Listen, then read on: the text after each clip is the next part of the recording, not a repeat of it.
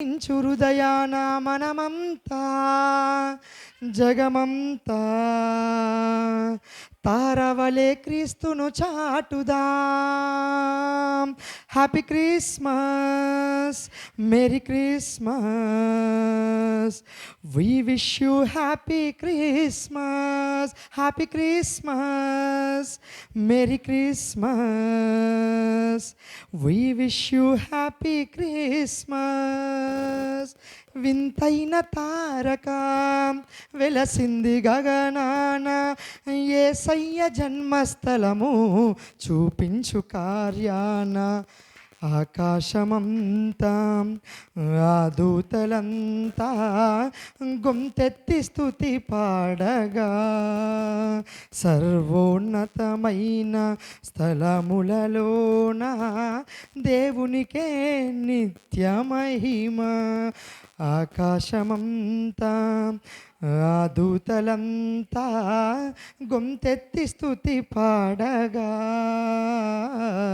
సర్వోన్నతమైన స్థలములలోన దేవునికే నిత్య మహిమ.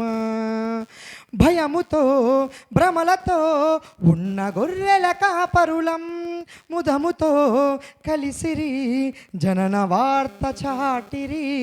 భయముతో భ్రమలతో ఉన్న గొర్రెల కాపరులన్ ముదముతో కలిసిరి జనన వార్త చాటిరి. మనమంతా జగమంతా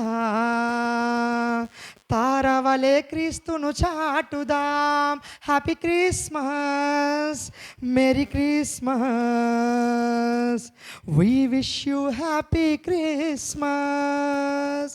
వింతైన తారక వెలసింది హృగనాన, యేసయ్య జన్మస్థలము చూపించు కార్యాన. ఆ తూర్పు జ్ఞానులు ఆ గొర్రెల కాపరులు యేసయ్యను దర్శించితిరి. ఎంతో విలువైన కానుకలను అర్పించి రారాజును పూజించిరి. ఆ తూర్పు జ్ఞానులు ఆ గొర్రెల కాపరులు యేసయ్యను దర్శించిరి. ఎంతో విలువైన కానుకలను అర్పించి రారాజును పూజించిరి. హేరోదుకు పురజనులకు శుభవార్త చాటిరి. అవనిలో వీరును దూతలై నిలిచిరి. హేరోదుకు పురజనులకు శుభవార్త చాటిరి. అవనిలో వీరును దూతలై నిలిచిరి. మనమంతా జగమంతా తారవలే క్రీస్తును చాటుదాం. Happy Christmas, merry Christmas. We wish you happy Christmas. వింతైన తారక వెలసింది గగనాన, యేసయ్య జన్మస్థలము చూపించు కార్యాన. వింతైన తారక వెలసింది గగనాన, యేసయ్య జన్మస్థలము చూపించు కార్యాన. జ్ఞానులకే తప్పలేదు ఆ తార అనుసరణ, దైవమే పంపెనని గ్రహించు హృదయాన. జ్ఞానులకే తప్పలేదు ఆ తార అనుసరణ, దైవమే పంపెనని గ్రహించు హృదయాన. మనమంతా జగమంతా తారవలే క్రీస్తును చాటుదాం. Happy Christmas, merry Christmas. We wish you happy Christmas, happy Christmas, Merry Christmas. We wish you happy Christmas. అందరికీ వందనాలు.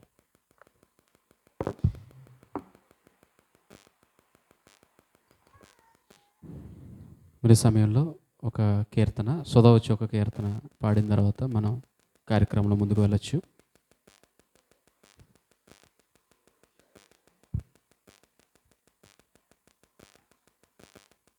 ముందుగా తండ్రి అయిన దేవాది దేవునికి వందనాలు చెల్లించుకుంటాను. గుడి వచ్చిన మీ అందరికీ ప్రభుని క్రీస్తు వారి పేరిట నా వందనాలు చెల్లించుకుంటున్నానండి. ఊహించలేని మేలులతో నింపిన నా యేసయ్యా, నీకు నా వందనం. ఊహించలేని మేలులతో నింపిన నా యేసయ్యా, నీకు నా వందనం. వర్ణించగలనా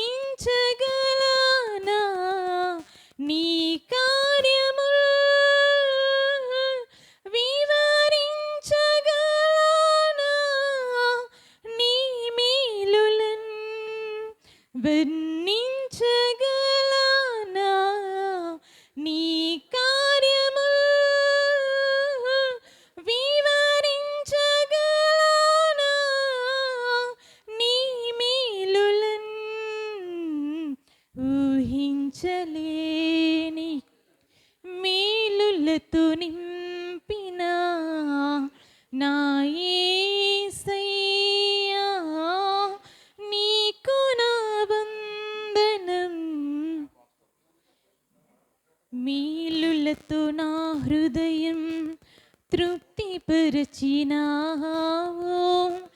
రక్షణ పాత్రనిచ్చి నిన్ను స్తుతింతును. మేలులతో నా హృదయం తృప్తిపరచినావు, రక్షణ పాత్రనిచ్చి నిన్ను స్తుతింతును. ఇశ్రాయేలు దేవుడా నా రక్షకా, స్తుతింతు నీ నామమున్.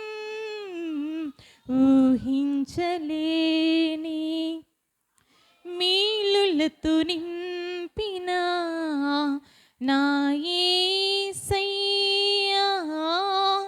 నీకు నా వందనం.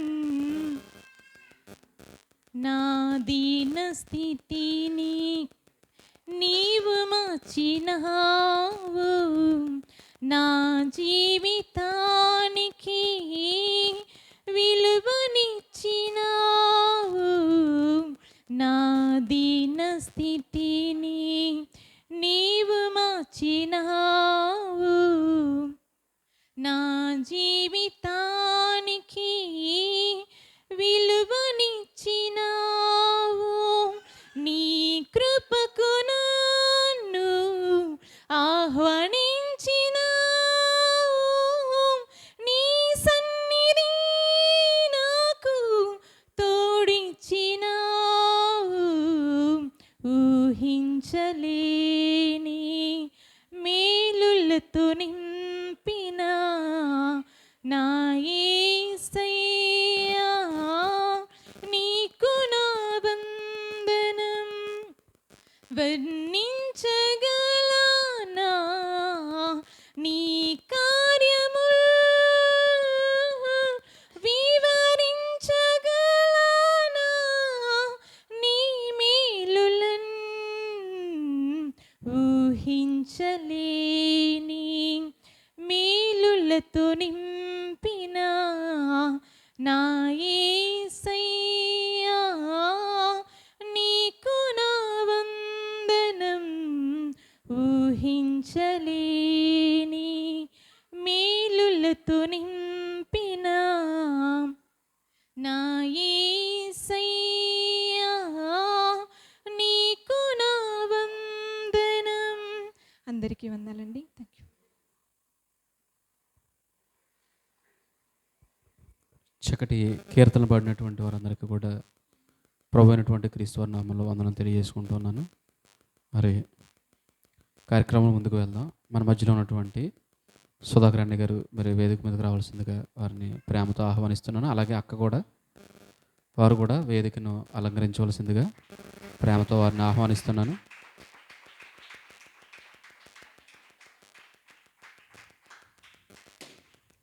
మరి ఈ సమయంలో మనం వాక్యం చదువుకుందాం. అలాగే సహోదరులు శ్రీని గారు తొంగపాడు, మరి వారు కూడా మరి వేదిక మీదకి రావాల్సిందిగా కోరుతున్నాను.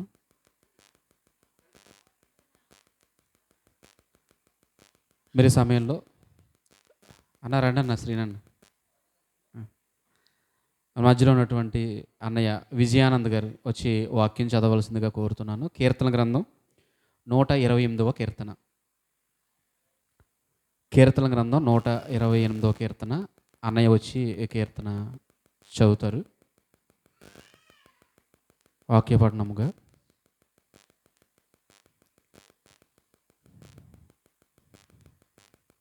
కీర్తన చదివిన అనంతరం మన మధ్యలో ఉన్నటువంటి సమయంలో ప్రార్థన చేస్తాడు.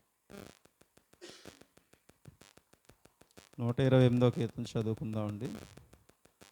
యెహోవా యందు భయభక్తులు కలిగి ఆయన త్రోవల యందు నడుచువారు ధన్యులు.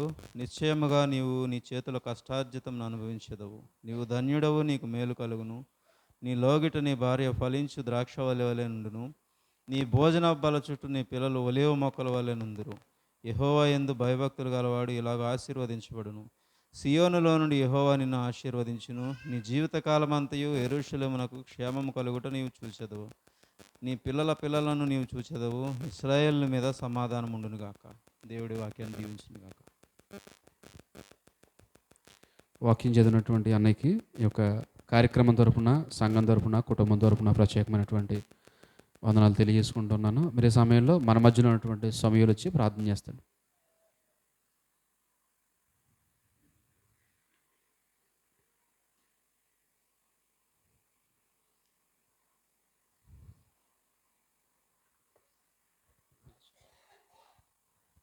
ప్రార్థన చేసుకుందామండి. అతి మిక్కిలిగా ప్రేమించిన మా కన్న తండ్రి, మిమ్మల్ని తండ్రి అని పిలుచుకునే మహాభాగ్యం మాకందరికీ దయచేసినందుకు వందనాలు స్తోత్రం చెల్లించుకుంటున్నాను తండ్రి. ఆకాశం మహాకాశము పట్టుచాలి దేవా, మీరు మా గుప్పుడంతా గుండెలో ఉన్నది మీకు వందనాలు స్తోత్రం చెల్లించుకుంటున్నాను తండ్రి. మేమందరం తండ్రి ఇలా కూడి మిమ్మల్ని ఆరాధిస్తున్నామంటే తండ్రి, అది కేవలం మీరు మా పైన చూపించిన కృప తండ్రి. నాన్న ఈరోజు నాన్న ఇక్కడ ఎందుకు కూడి ఉన్నామో మీకు తెలిసిందన్న. వీరికి ఇచ్చిన గృహాన్ని బట్టి వందనాలు స్తోత్రం చెల్లించుకుంటున్నాను తండ్రి. నాన్న ఇక్కడ నాయన జరుగుచున్న తండ్రి కార్యక్రమం అంతట్లో తండ్రి, మీరు ఆది నుంచి అంతం వరకు తండ్రి అధ్యక్షులను నడిపించాను తండ్రి. మీ కుమారుల తండ్రి సుధాకరణ మాట్లాడుచుండగా తండ్రి, మీ పరిశుధాత్మ సహాయాన్ని అనుగ్రహించి మీరే అన్నతోటి మాట్లాడించాను తండ్రి. మేము విన్ని విడిచిపెట్టే వారికి రాకుండా తండ్రి, విన్న ప్రకారము తండ్రి ప్రవర్తించి నడుచుకున్న వారిలో మేమందరం ఉండాలి తండ్రి. నాన్న మీ దాసులైన తండ్రి ఆనందాన్ని, రాంబాబాన్ని వారి కుటుంబాన్ని మీరు జ్ఞాపకం చేసుకుని తండ్రి, వారి సంఘాన్ని మీరు జ్ఞాపకం చేసుకోమని, ఇంకా ఆశీర్వదించమని, మహిమగంత ప్రభావాలు పొందమని యేసు నామములో ప్రార్థిస్తున్నాం పరమ తండ్రి. ఆమేన్.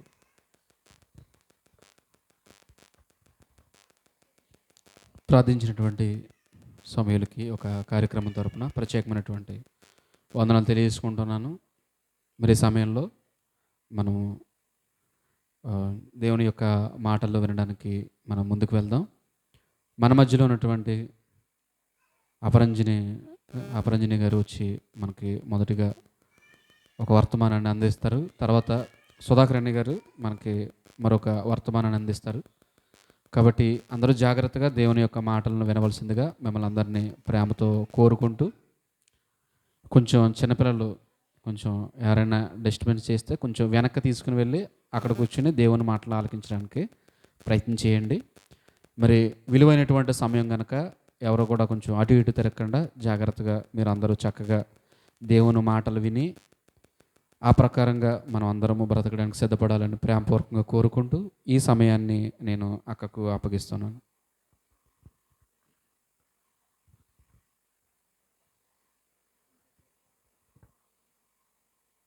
ప్రార్థన చేసుకుందాం. మమ్మల్ని అతిమిక్కులుగా ప్రేమించిన మా కన్న తండ్రి, మా నాయన, మిమ్మల్ని తండ్రి అని పిలుచుకునే మహాభాగ్యాన్ని మాకు ప్రసాదించినందుకే మీ కృతజ్ఞతాస్తుతులు చెల్లిస్తున్నాము తండ్రి. ఈ దినమున నాయన మీ బిడ్డలైన రాంబాబును రాణిను ఆశీర్వదించి నాయన మీరిచ్చిన నివాసమును బట్టి, ఈ ప్రాంగణమును బట్టి మీ కృతజ్ఞతాస్తుతులు చెల్లిస్తున్నాం. బిడ్డలను దీవించి ఆశీర్వదించి పరసంబంధమైన ప్రతి దీవెనను అనుగ్రహించండి. బంధుమిత్రులను, కుటుంబ సభ్యులను ప్రతి ఒక్కరిని దీవించి మనం వేడుకుంటూ ఈ కూడిక ఆది నుండి అంతం వరకు మీకు మహిమకరంగా జరుగులాగున సహాయం దయచేయమని ఈ ప్రార్థన మా ప్రభు అయిన మీ ప్రియ కుమారుడైన యేసుక్రీస్తు వారి పుణ్యనామమున ఈ ప్రార్థన మనవులు అడిగి పొందుకొనుచున్నాం మా కన్న తండ్రి. ఆమెన్.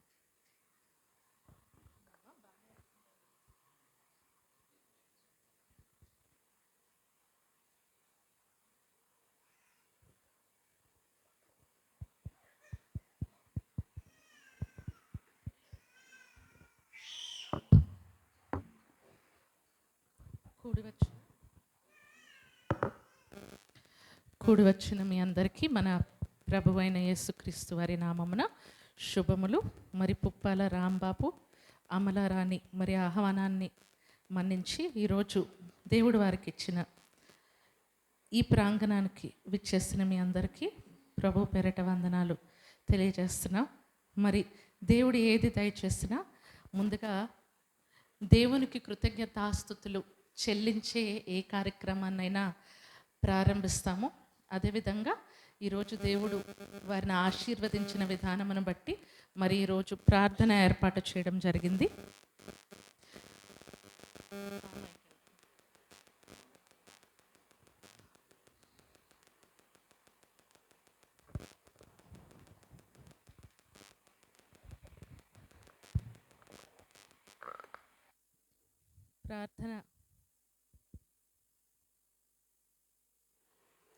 ప్రార్థన అనేది అనిపిస్తుంది.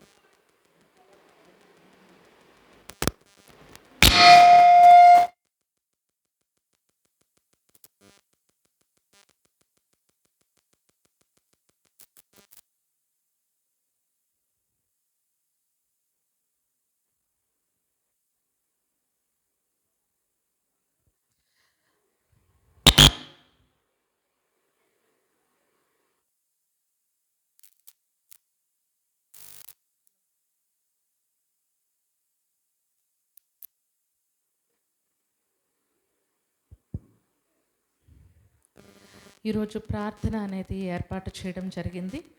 మరి ఏర్పాటు చేసిన ఈ కార్యక్రమంలో మరి కొన్ని మాటలను మీతో పంచుకోవాలి అనే ఆకాంక్ష మరి కుటుంబ సభ్యులు కలిగి ఉన్నారు కనుక కొద్దిసేపు కొన్ని మాటలను మనము విందాం.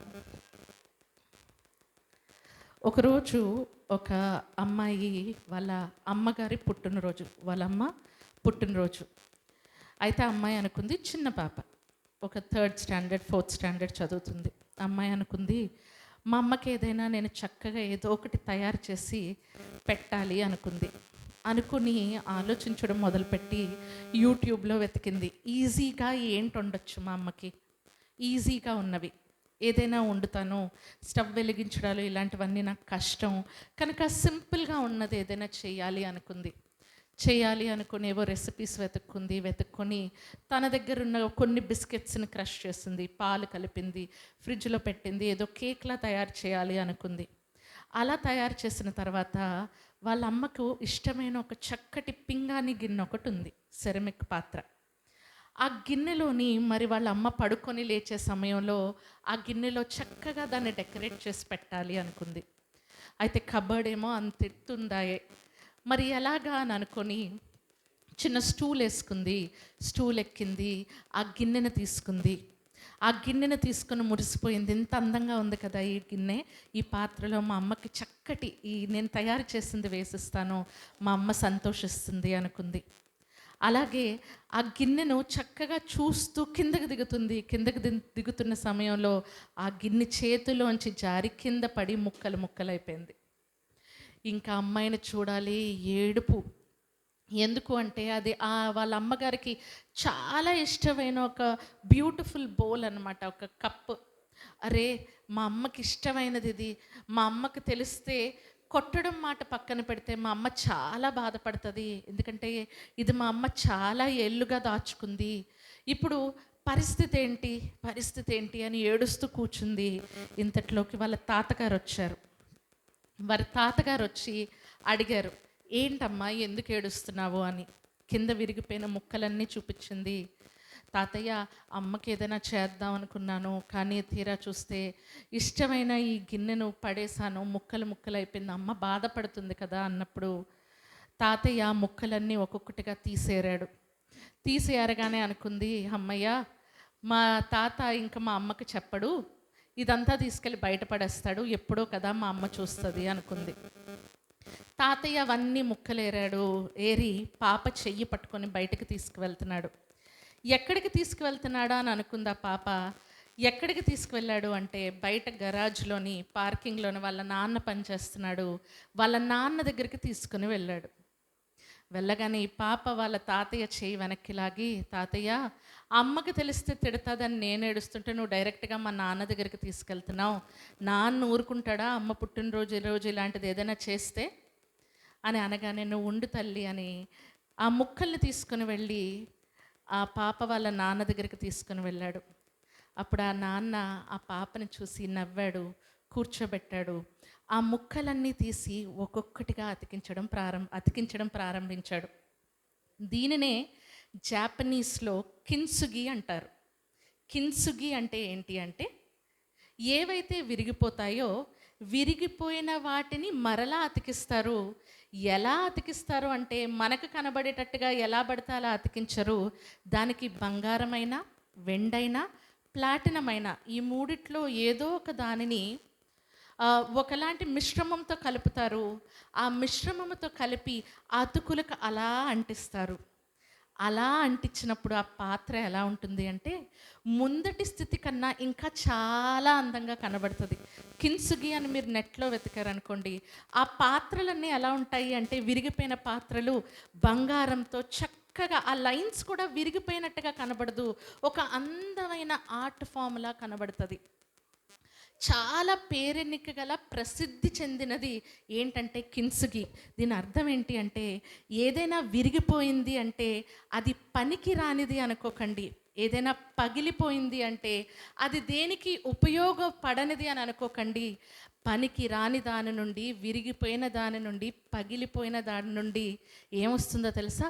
ఒక అందమైనది బయటకు వస్తుంది. ప్రియమైన వారలారా, ఒక పగిలిపోయిన దానిని, విరిగిపోయిన దానిని, దేనికి పనికిరాని దానిని ఒక మనిషి మరలా దాన్ని ఒక అందమైన పాత్రగా తయారు చేసి దానికి ఇంకా ఎక్కువ విలువను ఆపాదించినప్పుడు, ఇక్కడ కూర్చున్న మన అందరం కూడా విరిగిపోయిన వాళ్ళం, పగిలిపోయిన వారు, నలిగిపోయిన వారమే కదా. ఏ కుటుంబాన్ని తట్టినా ఎన్నో కష్టాలు కదా, ఎన్నో కష్టాలు కదా.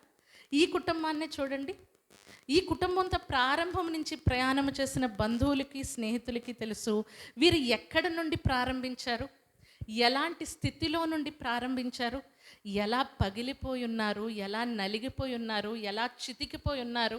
బళ్ళారి అనే వేరే ప్రాంతంలో భార్యను విడిచిపెట్టి ఆ ప్రాంతంలో పనిచేస్తున్నప్పుడు, అక్క ఇలాంటి కష్టాలు పడ్డాను అని చెప్తున్నప్పుడు, పెళ్ళైన తర్వాత దేవుడు ఒక బహుమానాన్ని ఇస్తున్నాడు అని చెప్పి ఎంతో ఆనందంగా భార్యాభర్తలు ఇరువురు సంతోషంగా ఉన్నప్పుడు, 7వ నెలలోనే ఆ కడుపులో ఉన్న బిడ్డ చనిపోయినప్పుడు, చుట్టూ ఉన్నవారు ఎన్నో మాటలతో పొడుస్తున్నప్పుడు, గుచ్చుతున్నప్పుడు, విరిగిపోయిన వారు కాదంటారా? పగిలిపోయిన వారు కాదంటారా? నలిగిపోయిన వారు కాదంటారా? ప్రియమైన వారులారా, అన్నీ ఉన్నవారికి దేవుడు గుర్తుకురాడు. నీ జీవితంలో అన్నీ ఉన్నాయి, సుఖ సంతోషాలతో ఉన్నావు అనుకో, నీకు దేవుడు గుర్తుకురాడు. దేవుడికి కూడా ఎవరు కావాలో తెలుసా?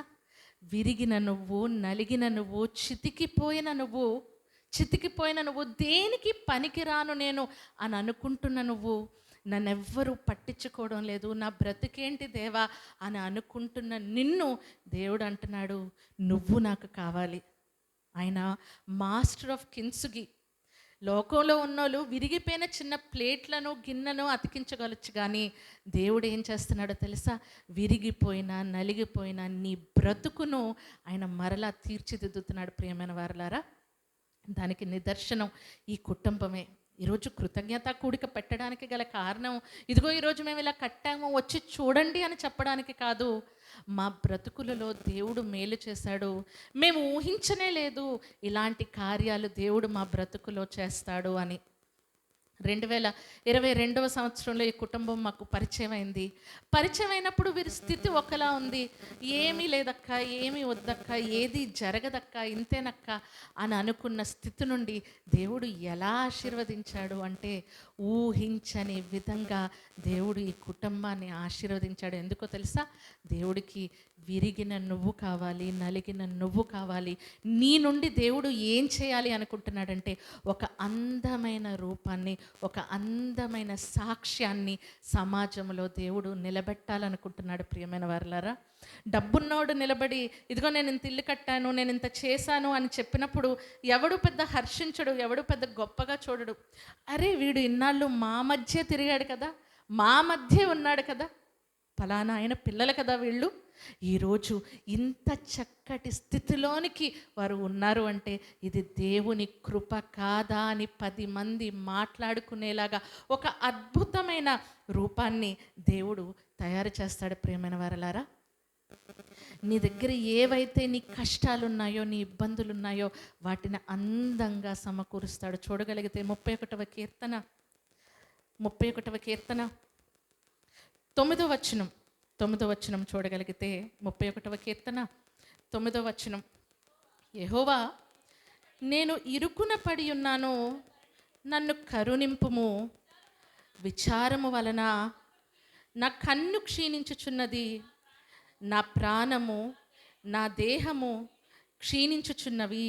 13, అనేకులు నా మీద దురాలోచనలు చేయుచున్నారు, నాకు ప్రాణహాని చేయుటకు యోచించుచున్నారు, వారు గుసగుసలాడుట నాకు వినబడుచున్నది, నలుదిశలను నాకు భీతి కలుగుచున్నది.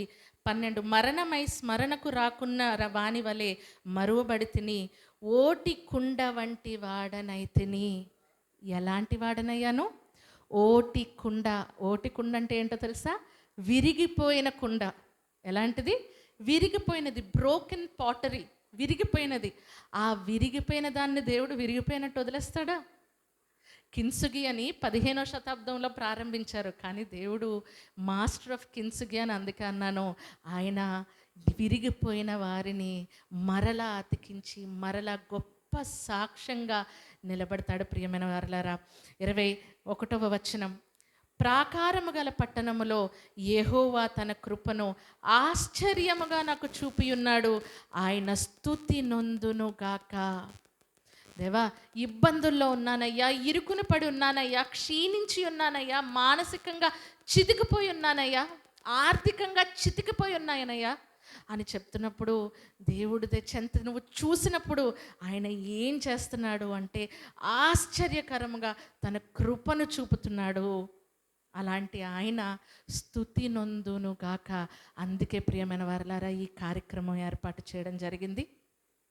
పిల్లల కుటుంబాలలో చూడగలిగితే ఎన్ని ఇబ్బందులు పడ్డారో, ఎన్ని కష్టాలు పడ్డారో, ఎలాంటి స్థితిలోనికి వచ్చారో తెలుసు. ప్రతి క్షణాన్న ఏదో ఒక శోధన, ఇది ఇలా పూర్తవుతుంది ఈ తారీఖు అని ఊహించలేదు. ఊహించని దానికన్నా మనం అడుగు వాటన్నిటికంటేను, ఊహించు అన్నిటికంటేను అత్యధికముగా దయచే శక్తిగల దేవుడు అని అన్నట్టుగా దేవుడు ఇంత అద్భుతమైన దానిని ఈ బిడ్డలకు దయచేశాడు.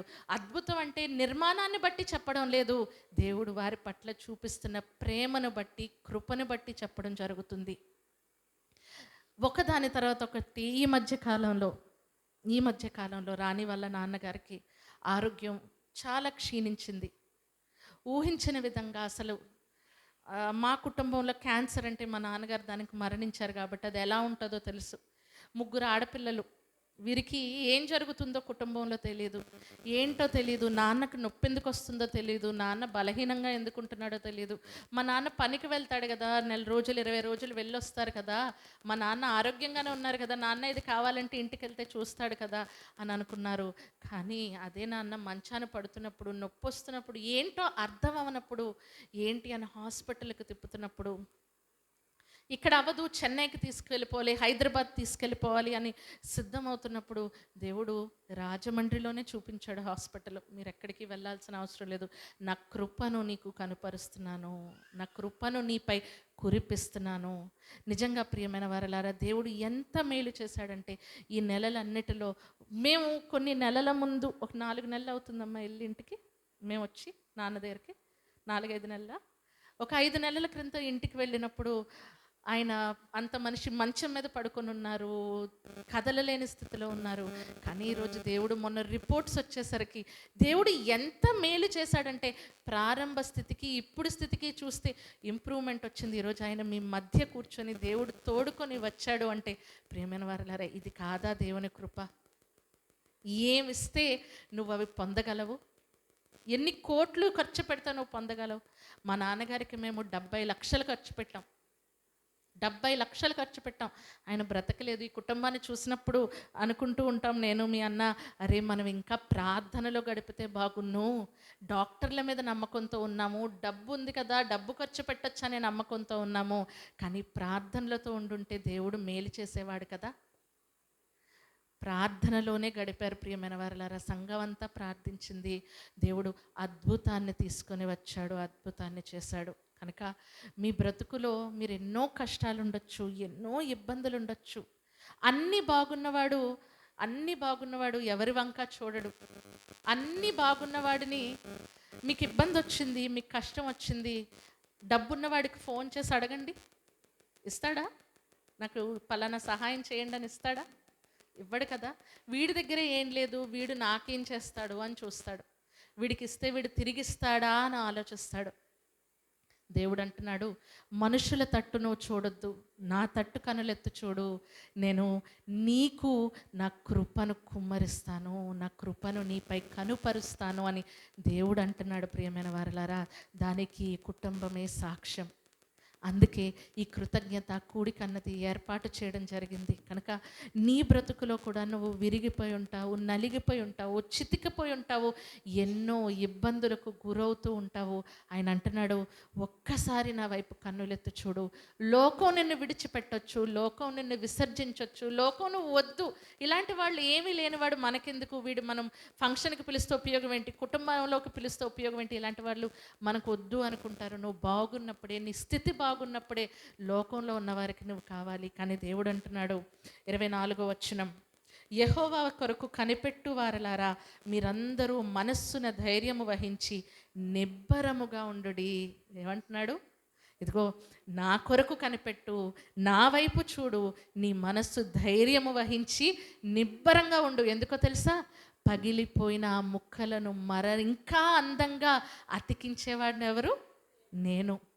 నీ ప్రారంభ స్థితి కంటే ఇప్పుడు నేను నీకు ఇవ్వబోయే స్థితి ఇంకా ఉన్నతంగా ఉంటుంది, ఇంకా గొప్పగా ఉంటుంది.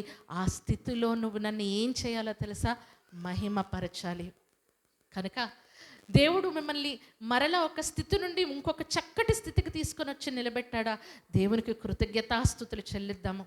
లేదు, నేను ఇంకా చితికిపోయి ఉన్నాను, నలిగిపోయి ఉన్నాను అని నువ్వు అనుకుంటున్నావా? ఈరోజు ఈ కార్యక్రమం ఎందుకు ఏర్పాటు చేశారో తెలుసా? ఒక్కసారి ఆయన పక్క కన్నులెత్తి చూడు. ఆయన అంటున్నాడు, నిన్ను బాగుపరిచేవాడను నేనే, నీ జీవితంలో అద్భుత కార్యాలు చేసేవాడను నేనే. దానికి కుటుంబమే సాక్ష్యం. కనుక ప్రియమైన వారలారా, అలాంటి మనస్సు కలిగి ఉందాం, దేవుడి మీద పూర్తిగా ఆధారపడదాం. ఆ దేవుడు నీ జీవితంలో అద్భుత కార్యాలు చేయడానికి సిద్ధంగా ఉన్నాడు. కానీ నువ్వు చేయాల్సింది ఏంటంటే, నీ కన్నులెత్తి ఆయన వైపు చూడు, ఆయనను విశ్వసించు చాలు, ఆయన అద్భుతాలు చేయడానికి సిద్ధంగా ఉన్నాడు. కళ్ళు మూసుకోండి, ప్రార్థన చేసుకుందాం. దేవా, అయోగ్యులమునైనా, దేనికి పనికిరాని వారమునైనా, లోకము విసర్జించిన వారమునైనా, దేవా అందరూ విడిచిపెట్టిన వారమునైనా తండ్రి, అలాంటి మమ్మును మీరు ప్రత్యేకపరిచి ఉన్నారు. దానిని బట్టి మీకు కృతజ్ఞతాస్తుతులు చెల్లిస్తున్నాం. దేవా, ఒకప్పుడు ఈ కుటుంబం ఎలాంటి స్థితిలో ఉందో మీకు తెలుసు నాయన.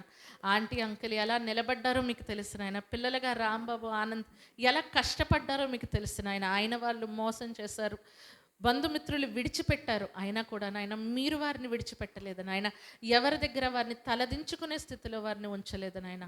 దేవా, మీ మీద ఆధారపడితే, మీ వైపు కన్నులెత్తి చూస్తే ఎంత ఉన్నతంగా మీరు వారిని నిలబెడతారన్నది ఈరోజు మాకు చూపించి ఉన్నారు. దానిని బట్టి మీకు కృతజ్ఞతాస్తుతులు చెల్లిస్తున్నాం. ఆంటీ అంకుల్ జ్ఞాపకం చేసుకుని ఆయుష్యారోగ్యాన్ని దయచేయండి. రాంబాబు, రాణిని, వారికి ఇచ్చిన గర్భఫలాలైన సాధనను, శౌర్యాను జ్ఞాపకం చేసుకోండి నాయన. బిడ్డలు చేస్తున్న పని పాటలలో మీరు తోడుగా ఉండండి. ఇకను మీరు నాయన మీ పరిచర్యలో మెండుగా మీ బిడ్డను వినియోగించుకొని ఇకను ఆశీర్వదించమని వేడుకుంటున్నాము.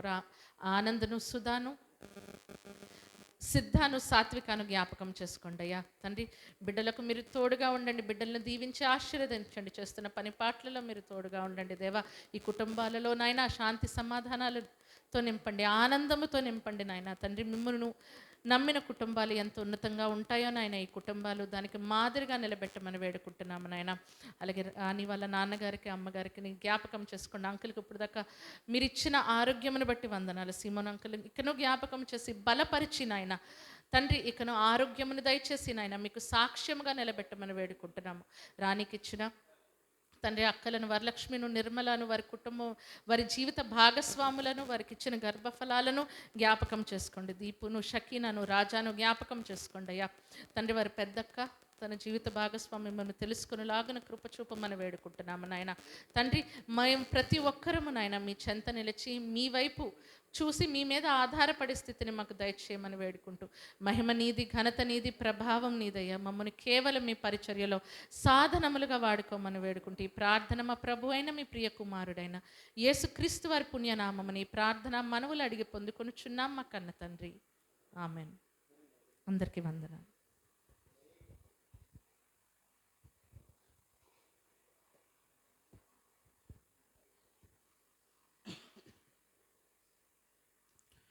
చక్కటి ఆత్మీయ సంగతులతో బలపరిచినటువంటి అక్కకు ఈ యొక్క కార్యక్రమం తరపున ప్రత్యేకమైనటువంటి వందనాలు తెలియజేసుకుంటున్నాను. ప్రియమైనటువంటి దేవుని వర్లారా, మరి మా కుటుంబం పట్ల మరి దేవుడు చేసినటువంటి ఆయన మేలుల్ని మరి జ్ఞాపకం చేసుకుంటూ ఈ యొక్క కృతజ్ఞత కూడిక ఏర్పాటు చేయడం జరిగింది. మా ప్రయాణం అనేది చాలా అనుకోనటువంటి రీతిలలో ప్రయాణం అనేది ప్రారంభమైంది. అసలు మేము ఇలాంటి పరిస్థితికి వస్తాము అనేటువంటి ఆశ కూడా మాలో ఎంత మాత్రము కూడా లేదు. దేవుడే మమ్మల్ని ఇప్పటివరకు నడిపించాడు. మరి ఆయన పరిచర్య భారాన్ని దేవుడు మరి మాకు అప్పగించడాన్ని బట్టి మేము చాలా ఆనందపడుతున్నాం, చాలా సంతోషపడుతున్నాం. మరి గడిచిన దినాలలో అయితే మరి 2013 సంవత్సరంలో ఆ స్థలం, ఇప్పుడు షెడ్ వేసి ఉంది కదండి, ఆ స్థలం 2013 సంవత్సరంలో కొన్నాం. పెద్దాపురంలో మీటింగ్స్ పెట్టడానికి స్థలం దొరికేది కాదు అప్పుడు. అటువంటి పరిస్థితుల్లో మరి ఎక్కడైనా మనం ఆరాధన పెట్టుకుంటే మనకు స్థలం కావాలని చెప్పేసి ఉన్న పొలం అమ్ముకుని ఆ స్థలం కొన్నాం. ఆ స్థలం కొన్న తర్వాత ఇంకా దాన్ని పట్టించుకోవడం మానేసాం. ఇంకా దాని వైపు మేము చూడలేదు. తర్వాత అనుకోనటువంటి పరిస్థితుల్లో 2020 సంవత్సరం ఫిబ్రవరి నెలలో అనుకోని రీతిలో అక్కడ షెడ్ వేసి మేము అక్కడ ఆరాధన అనేది ప్రారంభించాం. అప్పటికప్పుడే దాన్ని అంతటినీ చేయడం అనేది సుమారుగా ఒక 4-5 రోజుల్లో ఆ షెడ్ని కంప్లీట్ చేసుకుని అందులో ఆరాధన అనేది అక్కడ ప్రారంభించాం. తర్వాత అక్కడ చూస్తుంటే మెల్లమెల్లగా మళ్ళీ అక్కడ వర్క్ జరగడం, దాని అంతటినే చూస్తే అది ఆరాధనకు అనుకూలమైనటువంటి స్థలంగా ఏమీ అనిపించలేదు. మనసులో బాధపడేవాళ్ళం, మదన పడేవాళ్ళం. ఒక మంచి స్థలం ఉంటే బాగుండు, మంచి కొంచెం దీనికంటే మంచి ప్లేస్ ఉంటే బాగుండని చెప్పేసి మేము ఆలోచిస్తున్నప్పుడు మరలా అన్నయ్య ఇక్కడ స్థలం కొనడం, మరలా ఇక్కడ ఈ రీతిగా ఇక్కడ కూడుకోవడానికి అనుకూలంగా ఇవన్నీ చేయించడం అనేది దేవుడిచ్చినటువంటి నిజంగా గొప్ప భాగ్యంగా మేము భావిస్తున్నాం. సుధాకరాన్ని అడుగుతున్నారు ఏమనంటే, అన్నయ్య ఇలాగ కార్యక్రమం కదా, పాంప్లెట్ తయారు చేద్దాం అంటే అన్నయ్య అంటున్నారు ఏమనంటే, తమ్ముడు ఏమనేంతో పాంప్లెట్ అని చెప్పేసి, గృహమా లేదంటే సన్నిధా లేదంటే ఏం ప్లేసు అని చెప్పేసి అన్నయ్య అడుగుతున్నారు. నిజమే, ఇవన్నీ ఆలోచిస్తూ ఉంటే ఏమనిపించిందంటే, మేమేదో మాకు ఉన్న దాంట్లో మేము చెయ్యాలి అని మేము అనుకుంటున్నాం. దేవుడు ఒక్కొక్కటిగా దేవుడు మాకు ఆయన సమకూరుస్తున్నాడు అనేటువంటి విషయం నాకైతే అర్థమైంది. ఎందుకంటే ఇశ్రాయేలు ప్రయాణంలో కూడా కొన్ని విషయాలు కనుక మనం ఆలోచించగలిగితే దేవుడు వారి మధ్య ఎలా ఉన్నాడు అంటే, మొదట ఆయన డేరాల్లో ఆయన గుడారాల్లో ఆయన మందసం ఉన్నట్టుగా నేను చదివినప్పుడు నాకు అర్థమైంది. ఆ గుడారాల్లో నుండి ఆయన ఎక్కడికి వచ్చాడంటే సొలొమోను కట్టించినటువంటి దేవాలయంలోనికి రాబడినట్లుగా మేము కూడా అదంతా కూడా నిజానికి ఏ మాత్రము అనుకూలించినటువంటి పరిస్థితి. అక్కడే కిందన మట్టి, పక్కనేమో రేకులు, ఇవన్నీ కూడా అనుకూలించినటువంటి పరిస్థితుల్లో ఒక మంచి స్థలాన్ని మరలా మేము కూడుకోవడానికి దేవుడు మాకు ఇచ్చాడు. మరలా ఇక్కడి నుండి మరొక శ్రేష్టమైనటువంటి ప్రదేశం మరలా దేవుడు మాకు వరకు ఇస్తాడనేటువంటి మరొక బలమైనటువంటి నమ్మకంతో ఇంకా మేము ముందుకు వెళ్ళడానికి ప్రయత్నం చేస్తున్నాం. ప్రియమైనటువంటి దేవుని వల్ల ఒక్కొక్కటి మరి ఆయన ఇస్తున్న దానిని అనుభవిస్తూ ఆయన చేసినటువంటి మేలుల్ని మేము జ్ఞాపకం చేసుకుంటూ మరి దేవుడు మాకు ఇచ్చిన దాని పట్ల మేము సంతోషంతో మరి ఇక్కడ ఇలా ఆరాధన మరి జరిపించుకోవడం అనేది దేవుడిచ్చినటువంటి గొప్ప భాగ్యం. ప్రియమైనటువంటి దేవుని వల్ల అందులోని మీరందరూ రావడం చాలా సంతోషం. చాలా సుదూర ప్రాంతాల నుంచి మా యొక్క ఆత్మీయ బంధువులుగా, స్నేహితులుగా, అలాగే కొంతమంది మా బంధువులు కొంతమంది ఉన్నారు. మరి వారందరూ కూడా మమ్మల్ని ప్రేమించి ఇక్కడికి వచ్చారు. మీ అందరికీ మన ప్రభు అయినటువంటి క్రీస్తు వారి నామంలో వందనములు తెలియజేసుకుంటూ ఇంకా భవిష్యత్తులో ప్రత్యేకంగా దేవునికి ఒక మందిరం అనేది ఉండాలి అనేటువంటి ఆలోచన మరి మాకుంది. అటువంటి విశ్వాసం కలిగి మేము ప్రార్థన చేస్తున్నాం. దేవుడు తన చిత్తమైతే అది అవసరం అని దేవుడు, ఒకవేళ మాకు అవసరం అని చెప్పేసి దేవుడు అనుకుంటే తప్పకుండా దేవుడు ఇస్తాననేటువంటి ఒక నమ్మకంతో ఉన్నాం. ఎందుకంటే మేము ఉన్నది చాలా తక్కువ మంది, కొద్దిమంది అయినప్పటికీ మరి మంచి విశ్వాసాన్ని, చక్కటి నమ్మకత్వాన్ని, ఈ యొక్క పరిచర్యను దేవుడు మాకు అప్పగించాడు కనుక మరి ఇటు రీతిగా మేమందరము కలుసుకోవడానికి దేవుడు మాకు చక్కటి స్థలాన్ని ఇచ్చాడు. అలాగే ఇక్కడ ఉండడానికి కొన్ని రూమ్స్ మరి కట్టడం జరిగింది. మరి దీని అంతటిని బట్టి దేవునికి మహిమను చెల్లిస్తూ మరి ఈ సమయంలో మన మధ్యలో ఉన్నటువంటి సుధాకర్ అన్నయ్య గారు మన మధ్యలో ఉన్నారు. చక్కటి వర్తమానాన్ని మనకు అందిస్తారు, చక్కటి వాక్య సందేశాన్ని మనకు అందిస్తారు కనుక ప్రతి ఒక్కరూ జాగ్రత్తగా కొద్ది నిమిషాల పాటు దేవుని మాటలు వినవలసిందిగా కోరుకుంటూ ఈ సమయంలో మన మధ్యలో ఉన్నటువంటి నాగేష్ గారు వచ్చి కేవలం ఒక పల్లవి చరణం పాడి వినిపించిన తర్వాత అన్నయ్యకి మనం సమయాన్ని అప్పగిద్దాం.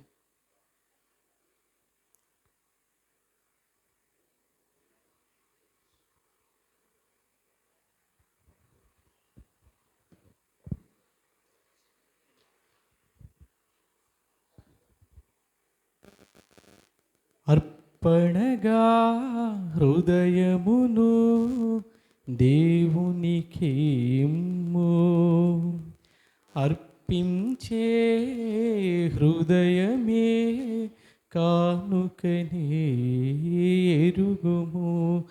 కనికరమును కోరే తండ్రికి, కరుణించి కాపాడే ప్రభువుకి, కనికరమును కోరే తండ్రికి, కరుణించి కాపాడే ప్రభువుకి హృదయమును అర్పించి కానుకను ఇచ్చెదను.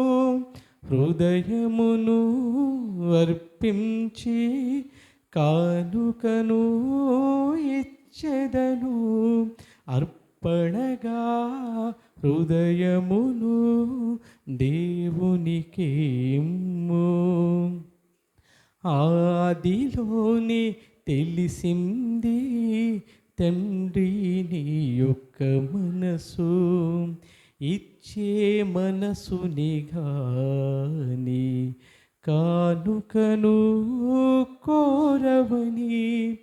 ఆదిలోనే తెలిసింది తండ్రి నీ యొక్క మనసు, ఇచ్చే మనసుని గాని కానుకను కోరవని. కయ్యను అర్పించే అర్పణ కాదన్నావో నీకిచ్చిన, ధనమును కంటే గుణమును చూసే దేవుడవు. సాటి లేని దేవుడవు, అర్పణగా హృదయమును దేవునికి ఇమ్ము. పేదవాడివా తండ్రి నీవు, నా కానుకను కోరుటకు, నాలాంటి బలహీనుడవ అక్కర కలిగి ఉండుటకు, ఇచ్చుట నేర్పించుటకే నన్ను ఇవ్వమన్నావు. ఇచ్చిన దానికంటే బహుగా ఇచ్చావు. నన్ను పోషించే దేవుడవు, అర్పణగా హృదయమును దేవునికి ఇమ్ము. అర్పించే హృదయమే కానుకనే ఎరుగుము. కనికరమును కోరి తండ్రికి, కరుణించి కాపాడే ప్రభువుకి, కనికరమును కోరి తండ్రికి, కరుణించి కాపాడే ప్రభువుకి, హృదయమును అర్పించి కానుకను ఇచ్చెదను. హృదయమును అర్పించి కానుకను ఇచ్చెదను. అర్పణగా హృదయమును దేవునికి ఇమ్ము. అందరికీ వందనాలండి.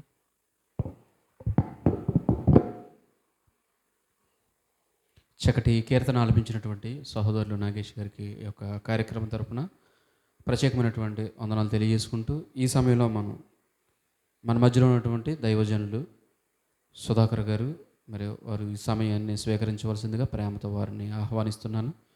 దయచేసి ప్రతి ఒక్కరు కూడా మీరు కూర్చొని శ్రద్ధగా దేవుని మాటలు వినాలని మిమ్మల్ని అందరినీ ప్రేమతో కోరుకుంటూ ఈ సమయాన్ని వారికి అప్పగిస్తున్నాను.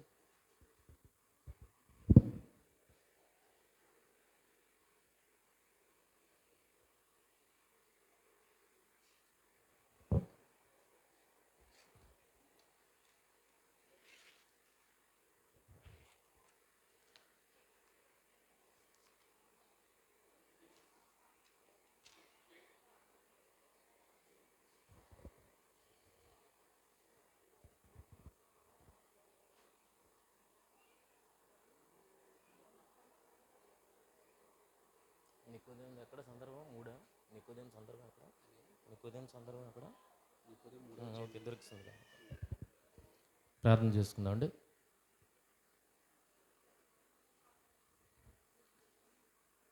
నిశ్శబ్దంగా మరి అందరూ ఉండగలిగితే చాలా తక్కువ సమయంలో మరి దేవుని వాక్యాన్ని వినిపించాలని నేను ప్రయత్నం చేస్తున్నాను కనుక మరి శ్రద్ధతో వినాలని ఆశపడుతున్నాను. ప్రార్థన చేసుకుందామండి. మహోన్నతుడైన మా తండ్రి, మీ మహాఘనమైన శ్రేష్టమైన పవిత్రమైన నామానికి వేలాది తెలియజేస్తున్నాము. దేవా, ఈ తరుణానికి మమ్మల్ని అందరినీ మీరు నడిపించారు, అందరిని బట్టి వందనాలు. ఇప్పటివరకు మమ్మల్ని కాచి కాపాడారు, మీ భద్రతను మాకు అనుగ్రహించారు, మా పట్ల అనేకమైన మేలులు మీరు జరిగిస్తున్నారు, అందరిని బట్టి వందనాలు తెలియజేస్తాం తండ్రి. దేవా, మరి రాంబాబు రాణి కుటుంబాలను ప్రేమించి మరి వారికి ఇచ్చిన ఈ ఆశీర్వాదాన్ని బట్టి వందనాలు తెలియజేస్తున్నాం తండ్రి. దేవా, ఎందు నిమిత్తము మరి దీన్ని ఇచ్చున్నారు అన్నది దేవా మాకు తెలుసు. దేవా, మరి మీ ఆరాధనకు ఒక స్థలముగా దీన్ని చేసి దేవా మరి అనేకులను తండ్రి మీ సన్నిధానానికి ఆకర్షించాలన్న ఆలోచన వారిది. మరి వారికి ఇచ్చిన గొప్ప మనసును బట్టి వందనాలు తెలియజేస్తున్నాము. మరి శాశ్వతమైన మందిరము వచ్చేంత వరకు తండ్రి ఇది తండ్రి మరి మీ సన్నిధి ఇక్కడ తోడుగా ఉంచండి. అనేకులకు ఆశీర్వాదకరముగా మాదిరికరముగా ఈ స్థలాన్ని ఉంచమని ప్రాధాయపడుతున్నాం తండ్రి. దేవా, మరి విచ్చేసిన ప్రతి ఒక్కరిని జ్ఞాపకం చేసుకోనండి, ప్రతి ఒక్కరిని దీవించి ఆశీర్వదించండి. పరసంబంధమైన ప్రతి ఈవిని ప్రతి ఒక్కరికి దయచేయమని మిమ్మల్ని ప్రార్థిస్తూ వాక్య పరిశీలనకు వెళ్తుండగా మీదైన ఆలోచనను మరి మీ పిల్లల హృదయాల్లో గ్రహింపునకు వచ్చేటట్లుగా మీరు చేయమని ప్రార్థిస్తూ ప్రాధేయపడుతూ ప్రభు అయిన యేసుక్రీస్తు వారి అతి శ్రేష్టమైన నామంలో ఈ ప్రార్థన మనవులు అడిగి వేడుకుంటున్నాం మా తండ్రి. ఆమేన్. ప్రియమైన దేవుని పిల్లలారా,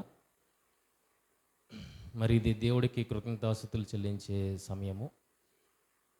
ఏది మన జీవితంలో వచ్చినా, ఒక వాహనం కానివ్వండి, ఒక ఇల్లు కానివ్వండి, ఒక బిడ్డ కానివ్వండి, ఏదొచ్చినా అది ఎవరి వలన పొందుకున్నామన్న విషయాన్ని అర్థం చేసుకోగలిగితే అది మన సొంత కార్యాల వలన, సొంత కష్టం వలన అది జరిగేది కాదు.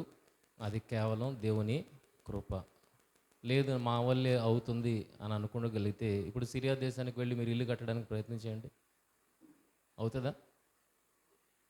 పాలస్తీనాకు వెళ్ళి ఇల్లు కట్టడానికి చూడండి, అవుతుందా? లేదు. అక్కడ ఉన్న భవనాలే కూలిపోతున్నాయి, అంతే కదండి. ఉన్న భవనాలే, కట్టబడిన భవనాలే, ఇంద్ర భవనాలే కూలిపోతున్నాయి అన్నప్పుడు అక్కడికి వెళ్ళి కట్టగలిగమా అంటే కట్టలేని పరిస్థితి. మనకి డబ్బు ఉండొచ్చు, పనివారు ఉండొచ్చు, కానీ అక్కడ కట్టడానికి అవకాశమే లేదు. యెహోవా ఇల్లు కట్టించిన యెడల దాని కట్టువారి ప్రయాసము వ్యర్థం. అది మనుషులు లేని నివాసముగా, మనుషులు లేని స్థలముగా, అది అడవిగా, బీడు భూమిగా ఉండాలంటే అది అప్పటికీ అలాగే ఉండదు. సొదొమ గొమొర్ర ప్రాంతాలు మనందరికీ తెలుసు. ఇప్పటికీ ఎలాగున్నాయి సొదొమ గొమొర్ర ప్రాంతాలు? అక్కడ మనిషి నివాసము లేని పరిస్థితి. కనుక వెనకాతలు ఎవరున్నారు? ఈ కార్యాలయకు వెనకాతలు ఎవరున్నారు అంటే దేవాది దేవుడు మన వెనక ఉండి కార్యాలను జరిగిస్తున్నాడన్న విషయాన్ని మనము అర్థం చేసుకోవాలి. ఆ విషయం అర్థమైంది కనుకనే ఈరోజు ఈ కృతజ్ఞతా కూడిక ఏర్పాటు చేయడం జరిగింది. కొన్ని విషయాలు మనకు అర్థం కావడానికి మన పరిధిలో ఉన్న దేవుని విషయాలు మనకు అర్థం కావడానికి మన పరిధిలో కొన్ని విషయాలను మొదట మనం అర్థం చేసుకొని ఉండాలి. పిల్లాడికి అరే గాలికి బరువు ఉన్నది అన్న విషయాన్ని చెప్పినప్పుడు వాడికి అర్థం కాదు. మనల్ని ఎంతమందికి తెలుసు అది గాలికి బరువు ఉన్నది అనేది? గాలి కనబడదు కదా, కనబడిన దానికి బరువు ఏంటి అని మన చిన్నప్పుడు అనుకునేవాళ్ళం. మరి వాడికి అర్థమయ్యే రీతిలో దాన్ని ఎక్స్ప్లెయిన్ చేయాలంటే ఏం చేయాలి? ఇదిగోండి మన ముందే ఉన్నది ఎగ్జాంపుల్. ఏమున్నది? బెలూన్ ఉన్నది. బెలూన్ని గాలితో నింపి దాన్ని కట్టేసిన తర్వాత దాన్ని పెడితే, ఏది సున్నితపు త్రాసులో పెడితే గాలి యొక్క భారం అనేది మనకి తెలుస్తుంది. కనుక విషయాన్ని అర్థం చేయించడానికి ఏం చూపించాలి అని అంటే ఎగ్జాంపుల్ అనేది చూపించాలి. అలాగే దేవుని సంగతులు కూడా మనకు అర్థం కావాలంటే మొదట భూమి మీద ఉన్న సంగతులు మనకి అర్థం కావాలి. దేవుడు కూడా వాక్యమందు ఆ మాట సెలవిస్తున్నాడు చూడండి. యోహాను సువార్త 3వ అధ్యాయము 12వ వచనము. యోహాను సువార్త 3వ అధ్యాయము 12వ వచనము. భూ సంబంధమైన సంగతులు నేను మీతో చెప్పితే మీరు నమ్మకున్నప్పుడు పరలోక సంబంధమైనవి మీతో చెప్పిన యెడల ఎలాగు నమ్ముదురు? మొదట మనకి ఏం అర్థం కావాలి? ఎందులో మనకు అనుభవ జ్ఞానం రావాలి? భూ సంబంధమైన విషయాల మీద మొదట మనకు అవగాహన వస్తే అప్పుడు పర సంబంధమైన దేవుని విషయాలు ఆటోమేటిక్గా అర్థమైపోతాయి. ఇప్పుడు గాలికి భారం ఉందా అన్నది ఒక సైంటిఫిక్ థియరీ. చూపించాలి పిల్లలకి. దాన్ని ఎలా చూపించాలి? ఎగ్జాంపుల్గానే చూపించాలి. అది అర్థమైపోతే ఆటోమేటిక్గా ఏమర్థమవుతుంది వాడికి? గాలికి భారం ఉందన్న విషయం అర్థమవుతుంది. అలాగే భూమి మీద మన చుట్టూ మన అనుభవంలో ఏవేవైతే జరుగుతున్నాయో వాటిని బాగా అర్థం చేసుకోగలిగితే దేవుడు ఏం చెప్పాలనుకుంటున్నాడో, దేవునితో మన బంధం ఏంటో ఆ విషయాన్ని మనం చాలా చక్కగా అర్థం చేసుకోగలుగుతాం. చూడండి, 2-3 పిల్లలు ఉన్నారనుకోండి, ఆ పిల్లల్ని కుటుంబ యజమాని పోషించడం ఎంత కష్టం ఈ రోజుల్లో ఒకసారి ఆలోచించండి. పిల్లలు పుట్టిన తర్వాత ఆ పిల్లల్ని పెంచాలి అనుకున్నప్పుడు ఆ పిల్లల్ని పెంచడం అనేది ఎంత భారంగా ఉంటుంది తల్లిదండ్రులకి. ఇప్పుడు ఈ విషయం మీకు అర్థమైతే కోటాను కోట్ల మంది పిల్లలు ఈ ఆరిన నేల మీద దేవుడు పుట్టించాడు అన్నప్పుడు అంతమందిని ఆ తండ్రి ఎలా భరిస్తున్నాడు అన్న ప్రశ్న మీకు రావాలి. అది అర్థమవుతుంది. ఆ భారం ఏంటన్నది అర్థం. ఎప్పుడు అర్థమవుతుంది ఆ భారము? మీకు ఈ భారం అర్థమైతే, మీ కుటుంబ భారం అర్థమైతే, అర్థమైన వాడికి దేవుని భారం ఏంటో అర్థమవుతుంది. అలాగే ఈరోజు ఒక గొప్ప విషయాన్ని మీ ముందు ఉంచడానికి ప్రయత్నం చేస్తున్నాను. దానికి మనం అర్థం చేసుకోవడానికి మొదట మన అనుభవంలో ఉన్న విషయాన్ని మీ ముందు ప్రజెంట్ చేయడానికి ప్రయత్నం చేస్తున్నాను. ప్రేమ అన్నది మనందరికీ తెలుసు. ప్రేమ అంటే ఏంటండి? ప్రేమ అంటే ఏంటి? ఎక్కడ ఉంటుంది ప్రేమ? ఎక్కడ కనబడుతుంది? ఇచ్చి పుచ్చుకోవడంలో, అంతేనా? ఇచ్చి పుచ్చుకోవడంలో కదా. దేవుడి ప్రేమ ఎక్కడ గొప్పగా కనబడిందండి? యోహాను సువార్త 3:16 ఏం కనబడింది మనకి? మనం అయోగ్యులం, మనం కేవలము పాపులము. అలాంటి మనలను దేవుడు ప్రేమించి తన ప్రియ కుమారుని మన కొరకు బలిగా అర్పించాడు అన్నప్పుడు ఇప్పుడు ఏం కనబడుతుంది? ప్రేమ అనగానే గివింగ్ కనబడుతుంది కదండి. ఇప్పుడు దేవుడికి ప్రేమ ఉన్నది మన పట్ల, మరి మనకు ప్రేమ ఉన్నదంటే మనం ఏం చేయాలి? మనము ఇవ్వాలి. ఎవడైనా ఇస్తున్నాడంటే అందులో ప్రేమ ఉండకపోవచ్చేమో, కానీ ప్రేమ ఉన్నవాడు ఖచ్చితంగా ఇచ్చి తీరుతాడు అన్నది, ఇది ప్రేమ అన్నది మీకు అర్థమైతే గనక, ఎందుకు ఈ మాటలు చెప్తున్నానో, అయితే గృహప్రవేశానికి వచ్చాము, మరి ఇక్కడ ఈ మాటలు ఏంటని అనుకుంటున్నారా? నిజంగా చాలా విషయం అనేది చెప్పడానికి మీకు ప్రయత్నం చేస్తున్నాను, అర్థం చేసుకోవడం ప్రయత్నం చేయండి. ప్రేమ ఇచ్చిపుచ్చుకోవడంలో ఉన్నది అన్న విషయం అర్థమైతే, అది ఎక్కడ మనకి బాగా కనబడుతుంది అన్న విషయాన్ని చూడగలిగితే, భార్యాభర్తల దగ్గర మనకి ఈ విషయం అనేది బాగా అర్థమవుతుంది. ఎందుకంటే ఆవిడ వేరే ప్రపంచంలో నుండి వచ్చింది, ఈయన వేరే ప్రపంచంలో నుండి వచ్చారు కదా. వాళ్ళ ఆవిడ అలవాట్లు వేరు, ఆలోచనలు వేరు, ఈయన అలవాట్లు ఆలోచనలు వేరు. కానీ ఇద్దరూ జత చేయబడ్డారు, వివాహం అనే బంధం ద్వారా జత చేయబడ్డారు.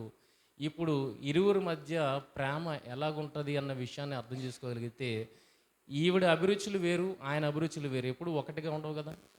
కనుక ఈవిడ అభిరుచులు నెరవేర్చడానికి ప్రేమ ఉన్న ఆయన ఏం చేస్తాడు? ఈవిడ ఏదైతే కోరుకుంటుందో వాటిని తీరుస్తాడు, అవునా? అలాగే ఈయన అభిరుచులు వేరు. ఇప్పుడు ఈయన అభిరుచులుని తెలుసుకొని వాటిని నెరవేర్చడానికి ఈవిడ ప్రయత్నం చేస్తుంది. ఇప్పుడు వీళ్ళ మధ్య బాండింగ్ అనేది మనకు అర్థమవుతుంది, ప్రేమ అనేది అర్థమవుతుంది, అవునా కదా. ఒకరికొకరు సహాయపడుతున్నారు, ఒకరి అవసరాలు ఒకరు తీర్చుకుంటున్నారు. ఇది పెళ్ళైన ప్రతి ఒక్కరికి చాలా చక్కగా అర్థమవుతుంది, అవునా కదా. అలా తీర్చుకుంటేనే ఆ బంధం బలంగా ఉంటుంది, ఆ బంధంలో ప్రేమ అనేది ఉన్నదని మనం చెప్పొచ్చు. ఓకే, ఇప్పుడు చెప్పబోయేది బాగా వినండి. ఈ భూమి మీద మరి ఒక స్థలాన్ని రాంబాబు కొన్నాడు. ఈ స్థలంలో ఇప్పుడు ఏం చేశాడు? ఒక ఇంటిని కట్టాడు. ఇంకొక ఇల్లు అక్కడ తయారవుతుందండి, రేపు పొద్దున అక్కడికి షిఫ్ట్ అవుతారు. రాంబాబుకి అవసరమైనట్టుగా అన్ని వసతులు ఉండేటట్టుగా ఒక ఇంటిని ఆయన తన కొరకు ఇక్కడ కట్టుకుంటున్నాడు, అవునా కదా. అర్థమైందా? మన ఇంటికి మనం త్వరగా వెళ్ళిపోవడానికి ప్రయత్నం చేస్తాం. ఎక్కడైనా ఉన్నాం అనుకోండి, మన ఇంటికి వెళ్ళిపోతాం. ఎందుకు? ఏముంటుంది మన ఇంట్లో? అన్ని అనుకూలతలు ఉంటాయి, అన్ని వసతులు మన ఇంట్లో ఉంటాయి. బయటకు వచ్చిన తర్వాత వంట చేయాలనుకోండి, అది ఎక్కడ ఉంది, ఇది ఎక్కడ ఉంది అని అడుగుతారు కదా వంట చేయడానికి. అదే మన ఇంట్లో అయితే మనకు అన్నీ తెలిసి ఎక్కడ ఏమున్నాయి అనేది. కనుక ఏ లోటు లేకుండా అన్ని సదుపాయాలు సమకూడేటట్టుగా రాంబాబు తన కొరకు ఒక ఇంటిని కట్టుకున్నాడు. అర్థమవుతుందా? ఎవరి సహాయంతో కట్టుకున్నాడు? ఎప్పుడైనా ఆలోచించారా? దేవుడి సహాయమే, నేను కాదనట్లేదు. ప్రేమ చెప్పాను, ప్రేమ తర్వాత భార్యాభర్తల బంధం చెప్పాను. ఇప్పుడు ఒక అద్భుతమైన బంధాన్ని ఇప్పుడు చూపించడానికి ప్రయత్నం చేస్తున్నాను. ఇప్పుడు రాంబాబుకి ఏ లోటు లేకుండా అన్నీ సమకూడే ఒక చక్కటి నివాసాన్ని ఆయన కట్టుకున్నాడు ఈ భూమి మీద. ఏ లోటేనా ఉందా? లోటు ఉంటుందా? వాటర్కి మోటార్ వేసాడు, అక్కడ ఇక్కడ ట్యాంక్ ఉన్నది, నీళ్ళు వచ్చేస్తాయి, ఫ్యాన్ స్విచ్ చేస్తే ఫ్యాన్ తిరుగుతుంది, గాలి వేస్తుంది, వర్షం నుండి మంచి ప్రొటెక్షన్ ఉన్నది, లోపలికి ఏమీ రాకుండా మంచి గేట్ ఉన్నది, వంటగది ఉంది, అన్ని వసతులు సమకూర్చుకున్నాడు కదా. ఏమండి, ఈ భూమి మీద రాంబాబు బ్రతుకున్నంత కాలం, లేకపోతే వాళ్ళ కుటుంబం బ్రతుకున్నంత కాలము ఈ ఏ లోటు లేకుండా ఈ నివాసంలో ఉండడానికంటూ వాళ్ళు ఇల్లు కట్టుకున్నారు. మంచిదే, ఇల్లు కట్టుకోవడం దేవుడు తప్పు ఎప్పుడు పట్టడు, ఇది దేవుడు ఆశీర్వాదం. అయితే ప్రాబ్లం అంతా ఎక్కడొచ్చింది అని అంటే ఇంకొక పక్కగా ఆలోచించకపోవడమే. ఎప్పుడూ భర్తే భార్య కోసం ఆలోచించి అన్నీ ఆవిడ అభిరుచులను నెరవేరుస్తూ ఉన్నాడు అని అంటే అక్కడ ప్రేమ ఉన్నదా? అక్కడ ప్రేమ ఉందా? ఇది ఎక్కడ ప్రేమ ఉంది? ఇటు నుండి అటు ఉండాలి, అటు నుండి ఇటు ఉండాలి, అప్పుడే ప్రేమ ఉన్నట్టు. అలాగే ఇప్పుడు రాంబాబు కుటుంబం ఉండడానికి ఒక నిర్మాణాన్ని ఆయనే కట్టుకున్నాడు అన్నప్పుడు, ఇప్పుడు ఎవరి సహాయంతో అది కట్టుకున్నాడు? ఎవరి సహాయంతో ఆయన కట్టుకున్నాడు? అది చెప్పగలుగుతారా? ఈ భూమి మీద ఆయన నివాసం ఉండడానికి ఆయనకుంటూ ఒక నివాసాన్ని కట్టుకున్నాడు. ఎవరి సహాయంతో కట్టుకున్నాడు? ఎవరి సహాయంతో?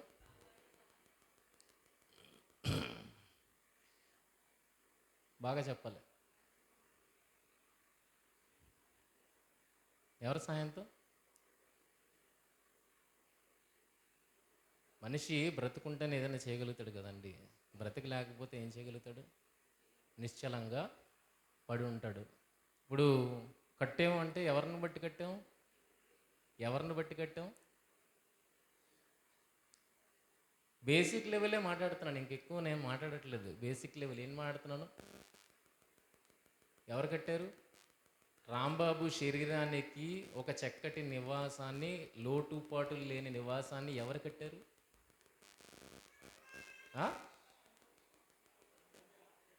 ఎవరు? ఎస్, ఎవరు కట్టారండి? భార్యాభర్తలు అని చెప్పి ఇద్దరిని చూపించాను. ఇద్దరు ఇచ్చిపుచ్చుకోవడంలో ప్రేమ ఉన్నదని చెప్పినప్పుడు మనలో కూడా, మనము అని అంటున్నాం కదా, మనలో కూడా ఎవరున్నారు? ఇద్దరున్నారు. ఒకటి బయటికి కనబడేది, ఒకటి లోపల ఉండేది. బయటికి కనబడేది నా ఆకారం కనబడుతుంది, కానీ ఈ ఆకారాన్ని నడిపించే ఒక ఆత్మ ఉన్నది, అది అసలైన నేను. ఇది బయటకు నాకు రూపమైంది, కానీ అసలైన నేను లోపల ఉన్నాను. ఒకానొక రోజు దీన్ని విడిచి వెళ్ళిపోతాను. ఇప్పుడు ఆ ఆత్మ అయిన నేను ఈ శరీరము ఇక్కడ ఏ లోటు ఏ వసతి కొరత లేకుండా ఉండేటట్లుగా ఈ శరీరం కొరకు నివాసాన్ని కట్టాను. అర్థమైందా? అర్థమైంది కదండి. ఇప్పుడు ఆత్మకు కూడా ఏం కావాలి? ఆత్మకు కూడా ఏం కావాలి? ఇప్పుడు ఆవిడ వేరే లోకం నుండి వచ్చి, వేరే ప్రాంతం నుండి వచ్చింది, ఈయనకి వేరే ప్రాంతం నుండి వచ్చాడు. ఇద్దరికి కలిపి ఏం కావాలి? నివాసం కావాలన్నప్పుడు ఇద్దరు అభిరుచులకు తగ్గట్టుగా చక్కగా కట్టుకున్నారు. రాంబాబు రాణి ఇక్కడ ఉండి చక్కగా అన్నీ వాళ్ళకు అనుకూలంగా కట్టుకున్నారు. ఆవిడ అభిరుచులు కొన్ని, ఆయన అభిరుచులు కొన్ని కలిపి ఒక నివాసం కట్టుకున్నారు అన్నప్పుడు, ఇక్కడ ఈ శరీరానికి కావలసిన నివాసాన్ని ఆత్మ సహకారంతో నువ్వు కడితే, ఇప్పుడు ఈ ఆత్మకు కూడా మరొక లోకంలో ఏం కావాలి? ఏం కావాలి? నివాసము కావాలి. ఇక్కడున్నప్పుడు ఈ భూమి మీద ఈ శరీరానికి నివాసం కావాలన్నప్పుడు సపోర్ట్ చేసింది. ఏది సపోర్ట్ చేసింది? ఈ శరీరానికి ఆత్మ సపోర్ట్ చేసింది. ఇప్పుడు ఆత్మ మళ్ళా ఈ భూమి మీద నుండి వెళ్ళిపోవాలి. వచ్చినప్పుడు ఉండిపోతున్నాడా, వెళ్ళిపోతున్నాడండి? ఉండిపోతున్నారా? వచ్చిన ఫ్లైట్ వెళ్ళిపోద్ది, వచ్చిన ట్రైన్ వెళ్ళిపోద్ది, వచ్చిన మనము వెళ్ళిపోతున్నానంటే వేరే ప్రాంతానికి వెళ్తున్నాం అని అర్థం. లేకుండా పోతున్నాను కాదు. మరి వేరే ప్రాంతానికి వెళ్తున్నప్పుడు ఇది వేరే నివాసం దీనికి ఉండాలి అన్నప్పుడు ఆ నివాసము కొరకు ఈ శరీరముతో నువ్వేవైనా చేస్తున్నావా? ఇప్పుడు ఇచ్చి పుచ్చుకుంటేనే ప్రేమ ఉన్నదన్నప్పుడు ఒక సైడ్ అయితే అది ప్రేమ ఎలాగవుతుంది?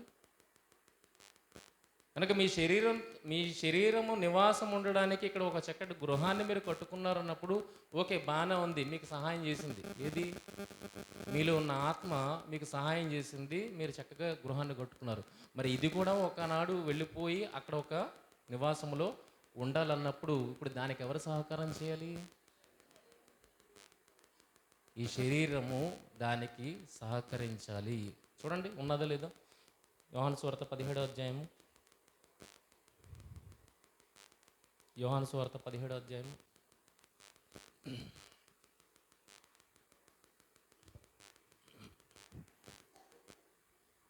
ఎన్నవచ్చు?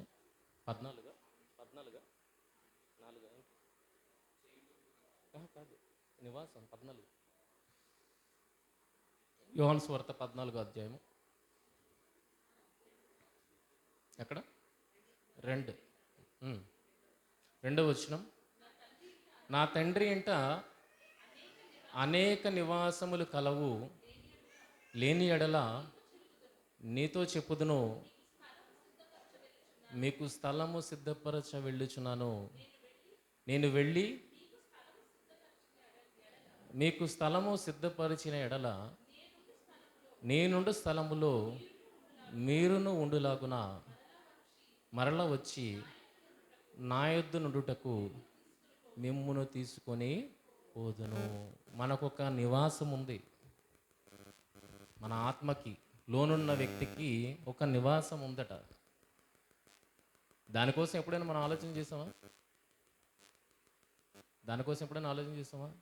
దానికి ఒక స్థలం కావాలి, దానికి ఒక నివాసము కావాలి, అది కూడా సుఖముగా ఉండాలి, ఏ కొరత లేకుండా అది ఉండాలని దానికోసము మీరు బ్రతుకున్న కాలంలో ఎప్పుడైనా ఆలోచించారా? ఆలోచించలేదంటే మీకు మీ మీద ప్రేమ లేనట్లు. అందుకని వన్ సైడ్ అది ప్రేమ కానే కాదు.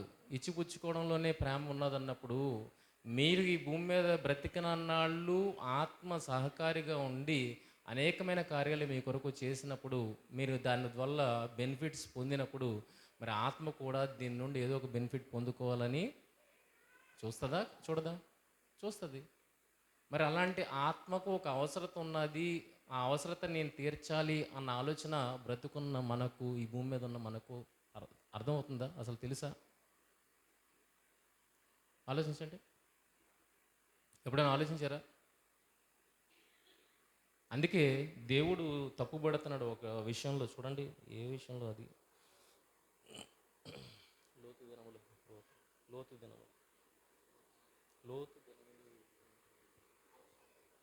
లూకాసు వార్త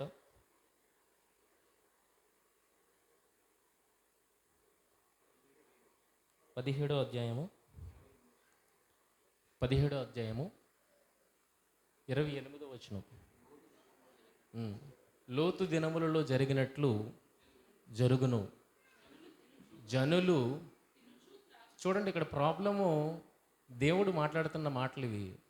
దేవుడికి ఇది ప్రాబ్లమ్గా కనబడుతుంది. ఏంటి ప్రాబ్లంగా కనబడుతుంది అంటే, జనులు తినుచు, త్రాగుచు, కొనుచు, అమ్ముచు, నారు నాటుచు, ఇండ్లు కట్టుచు నుండిరి. ఇది దేవుడికి నచ్చట్లేదు. ఎందుకు దేవుడికి నచ్చట్లేదు ఇది? అలాగనే భక్తులు ఎవరు ఇల్లులు కట్టుకోలేదా? నారు నాటలేదా? దేవుడు వారిని ఆశీర్వదించలేదా? అంటే అన్నీ జరిగాయి. మరి ఈ విషయంలో ఇక్కడ దేవుడు ఎందుకు తప్పుపడుతున్నాడు అని అంటే, ఇదంతా ఒక సైడే ఉంది. ఏముంది? ఒక సైడే ఉంది. రెండో సైడ్ ఆలోచించట్లేదు. వీళ్ళందరూ ఒక సైడే ఆలోచిస్తున్నారు. కానీ ఇన్ని చేసుకున్న తర్వాత మీరు కృతజ్ఞత కలిగి ఉండగలిగితే దేవుడు దాన్ని తప్పు పట్టడు. అందుకనే ఇది కూడిక, కృతజ్ఞత కూడిక. ఇది దేవుడిచ్చిన నివాసం.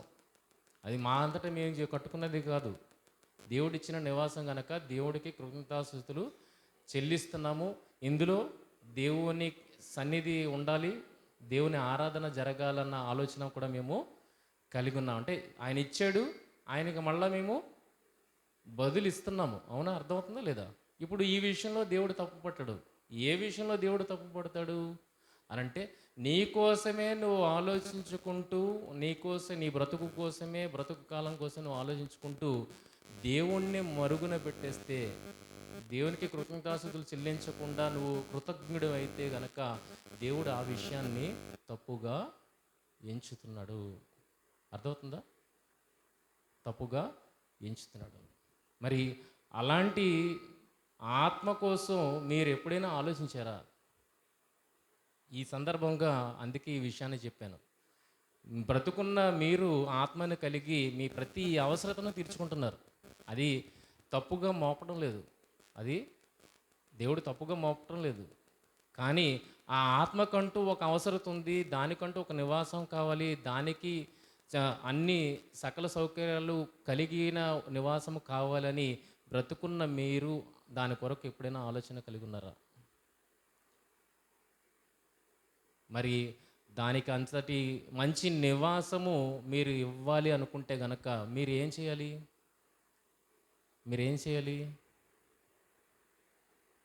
ఏం చేయాలి చెప్పండి? ఏం చేయాలన్నది తెలియదు, మళ్ళా ప్రశ్న మనకి కదండి. ఏం చేయాలన్నది ప్రశ్న. అందుకే దేవుడు ఏమన్నాడంటే,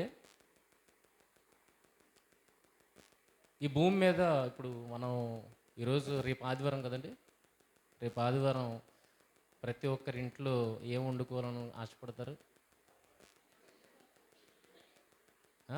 చికెన్ కానీ, మటన్ కానీ, ఫిష్ కానీ ఏదో ఒకటి వండుకోవాలని ఆశపడతారు. దానికోసం ఎప్పుడు ఆలోచిస్తారు? ఇవాళ రాత్రికి ఆలోచిస్తారు. ఇవాళ శనివారం కదా, ఇవాళ రాత్రికి ఆలోచిస్తారు రేపు ఏం వండుకోవాలని. ఆలోచించారు, బాగానే ఉంది. రేపు పలానాది వండుకుందాం అని అనుకున్నారు. ఉదయం లేచి మార్కెట్లోకి వెళ్ళిన తర్వాత దొరకలేదు అనుకోండి, ఎలా ఉంటుంది? ఆలోచించండి, ఎలా ఉంటుంది? కానీ రాత్రి అనుకున్నారు, పగలేమవుతుంది?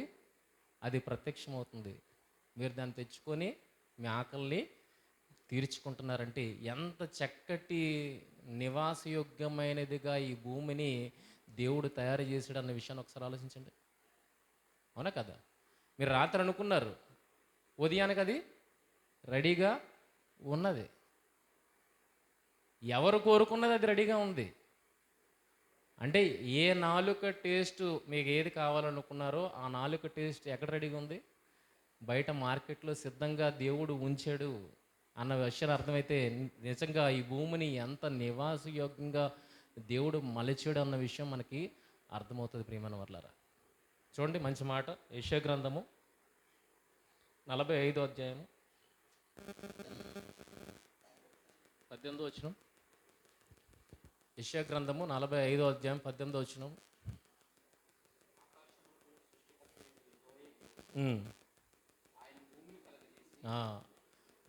యెహోవాయే దేవుడు, ఆయన భూమిని కలుగజేసి దానిని సిద్ధపరచి స్థిరపరచెను.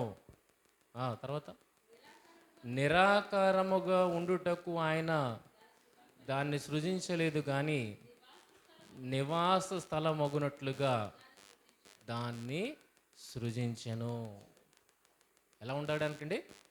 నివాస స్థలముగా ఉండడానికి. రాంబాబు ఇల్లు కట్టుకున్నాడు. ఎవరు ఇల్లు కట్టుకున్నా అది ఎలాగుంటుంది? మన నివాసానికి యోగ్యమైనదిగా ఉండాలనే కట్టుకుంటాం. అలాగే ఈ భూమి మీద దేవుడు మనల్ని పంపించి ఏదో వెళ్ళిపోరా బతికేరా అని చెప్పలేదు. నీకు అన్ని సదుపాయాలు కల్పించే ఈ భూమి మీదకి పంపించాడు. ఎలా చేశాడట? నిరాకారముగా ఉండునట్లుగా దానిని సృజించలేదు, కానీ అది ఎలాగ సృజింపబడిందట? నివాస స్థలం అగునట్లుగా దాన్ని సృజించాడు. ఆ సృజించిన దాంట్లో ఎవరున్నాం అంటే మనమందరము ఉన్నాము. ఈరోజు బ్రతుకుతున్నాము అని అంటే అది ఆయన వల్లనే అన్న విషయాన్ని మీరు గుర్తెరిగిన నాడు ఆయనకి రిటర్న్లో మనం ఏం ఇవ్వాలి?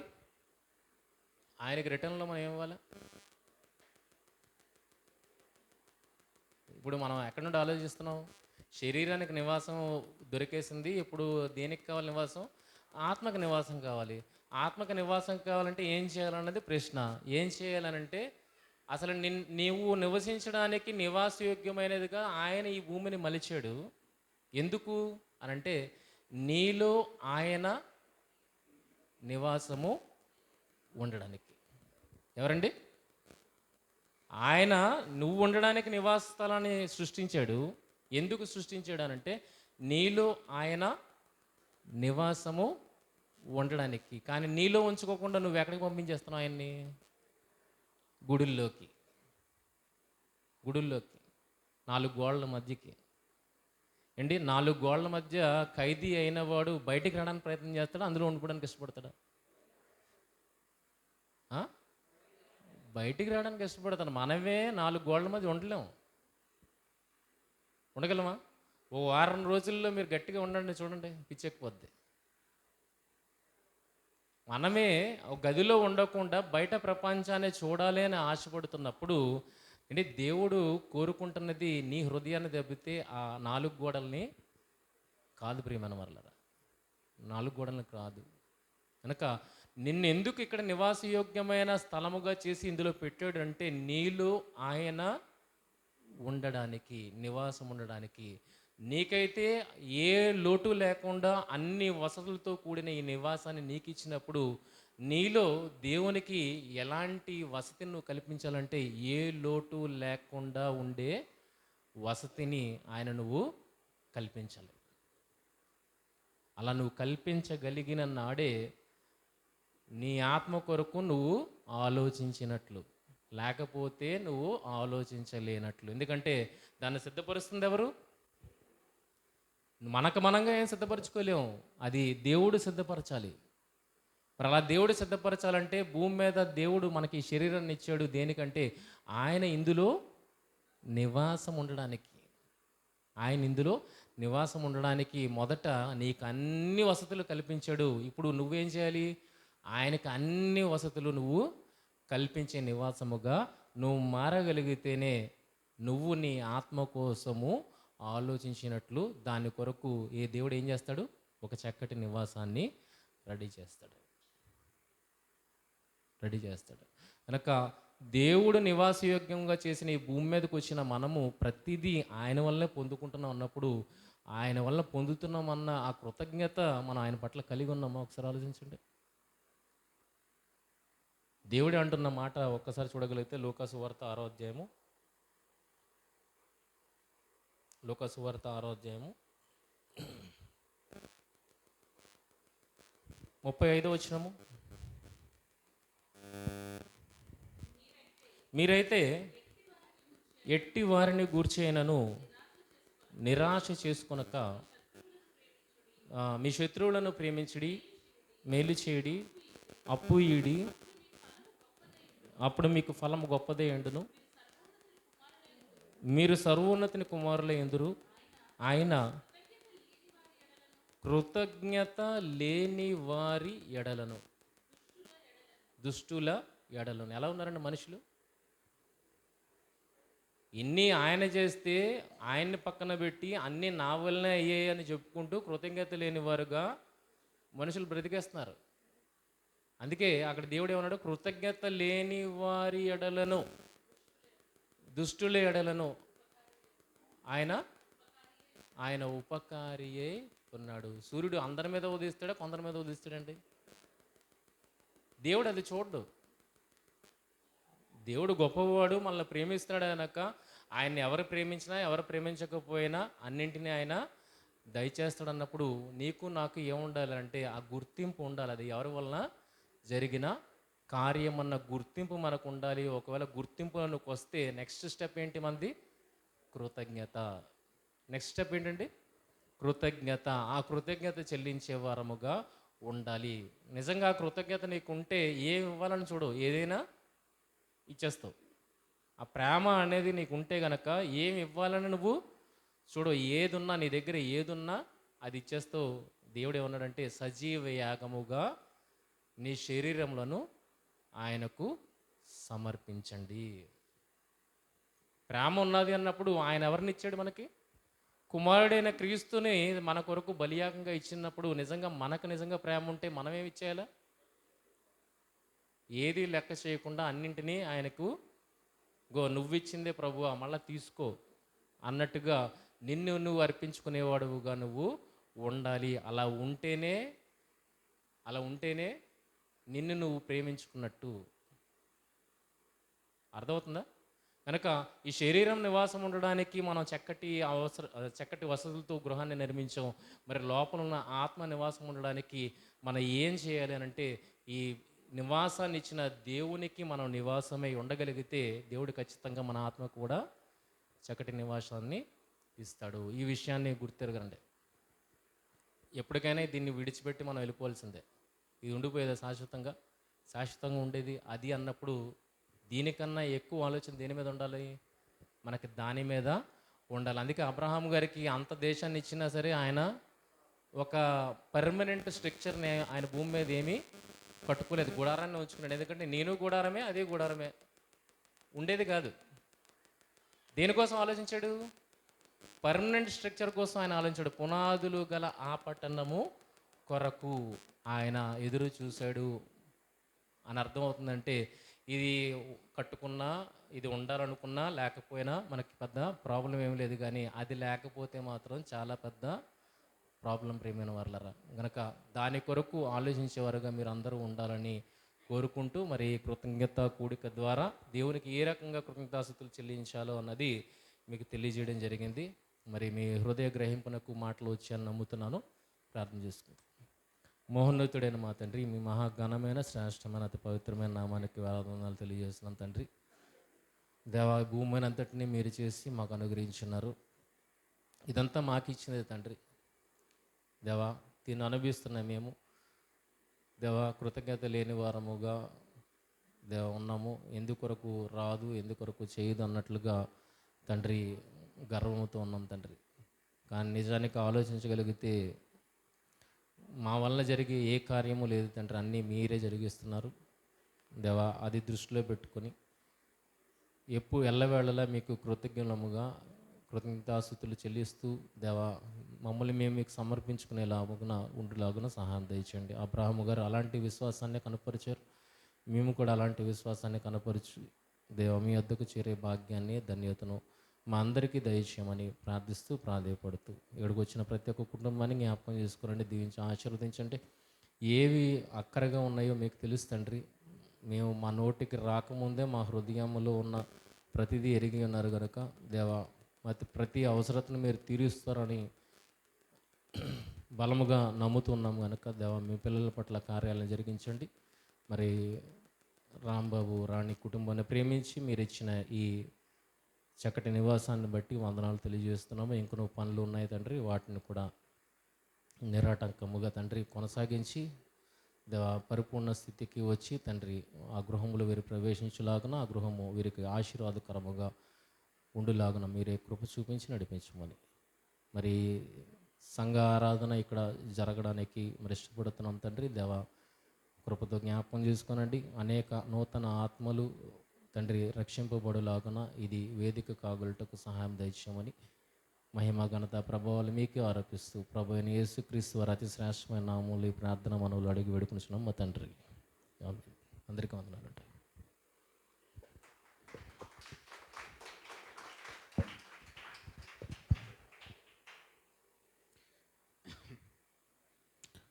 చక్కటి సంగతులు,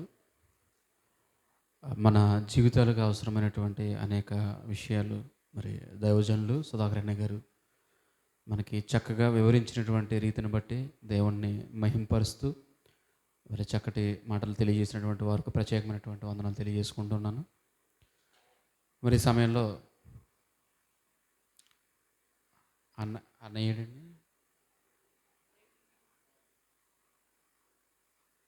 అని ఒకసారి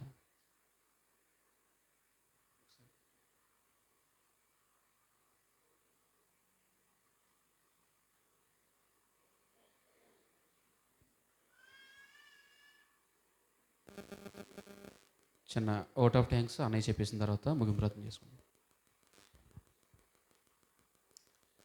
దేవుని నామానికి వందనాలు తెలియజేసుకుంటూ కూడి వచ్చిన మీ అందరికి కూడా ప్రభు పేరట వందనము తెలియజేసుకుంటున్నాను. మరి పిలవగానే బంధుమిత్రులు, సహోదరులు, మా కుటుంబాన్ని ప్రేమించేవారు, ఆత్మీయులు, అలాగే చుట్టూ ఉన్న బంధువులు, మీరందరూ కూడా కార్యక్రమానికి విచ్చేసినందుకు హృదయపూర్వకంగా వందనములు తెలియజేసుకుంటూ, మరి అందరూ కూడా చక్కగా భోజనం చేసి తిరిగి వెళ్ళాల్సిందిగా మిమ్మల్ని అందరినీ కూడా నేను కోరుకుంటున్నాను. అందరికీ వందనములు.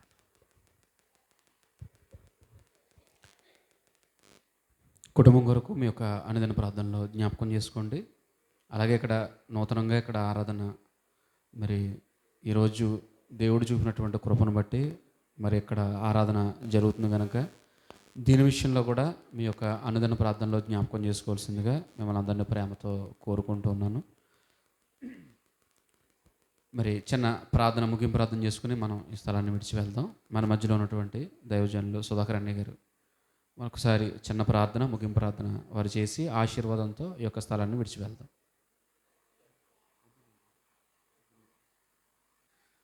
మహోన్నతుడైన మా తండ్రి, మీ మహాఘనమైన శ్రేష్టమైన అతి పవిత్రమైన నామానికి వేలాది వందనాలు దేవా. ఇప్పటివరకు కార్యక్రమాన్ని మీరు దేవా సక్రమంగా సజావుగా మీ ఆధీనములో మరి జరిగించారని మేము నమ్ముతున్నాం తండ్రి.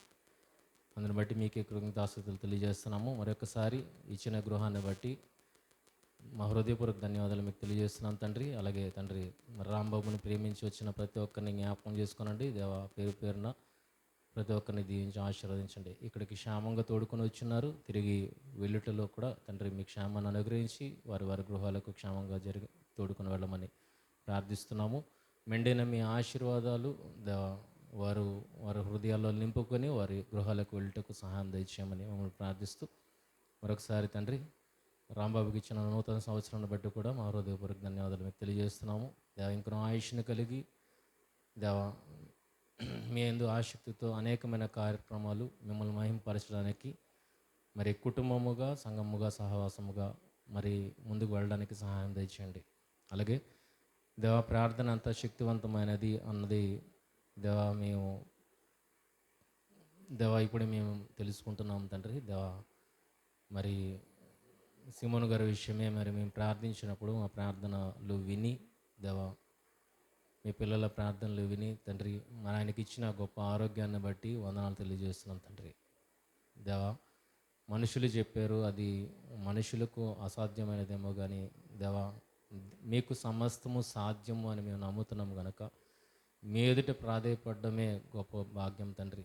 మరి అలా ప్రాధేయపడినప్పుడు మీరు చక్కటి ఫలాలను మీరు అనుగ్రహిస్తున్నారు. అందుని బట్టి వందనాలు తెలియజేసుకుంటూ మీకే మహిమను ఆపాదిస్తూ ఇంకనూ పరిపూర్ణమైన ఆరోగ్యాన్ని ఆయనకు అనుగ్రహించమని, అలాగే తండ్రి చాలామంది విషయంలో తండ్రి చేసిన ప్రార్థనలు మరి ఫలింపుని ఇచ్చారు. అందుని బట్టి వందనాలు తెలియజేస్తున్నాం. సమయాలకు ఇచ్చిన బిడ్డను బట్టి వందనాలు తెలియజేస్తున్నాం తండ్రి. బిడ్డ చక్క ఆరోగ్యంగా ఇంకను ఎదుగుటకు వర్ధులుటకు సహాయం దయచండి. ప్రతి ఒక్కరికి ఆయుష్ను, ఆరోగ్యాన్ని అనుగ్రహించి శాంతి స్థితిని దయచేసి దేవా మీ కొరకు, మీ మహిమ కొరకు వారి జీవితాలను అర్పించే వారుగా ఉండటకు సహాయం దయచేయమని, మరి ఇది ఆరాధన స్థలముగా తండ్రి దీన్ని మరి నిర్ణయించి తండ్రి మీ సన్నిధానానికి అనేకమైన ఆత్మలను నడిపింపమని మిమ్మల్ని ప్రార్థిస్తూ ప్రాధాయపడుతూ మహిమ, ఘనత, ప్రభావాలు మీకే ఆరోపిస్తూ ప్రభు అయిన యేసుక్రీస్తు వారి అతి శ్రేష్టమైన నామములో ఈ ప్రార్థన మనల్ని అడిగి వేడుకుంటున్నాము తండ్రి.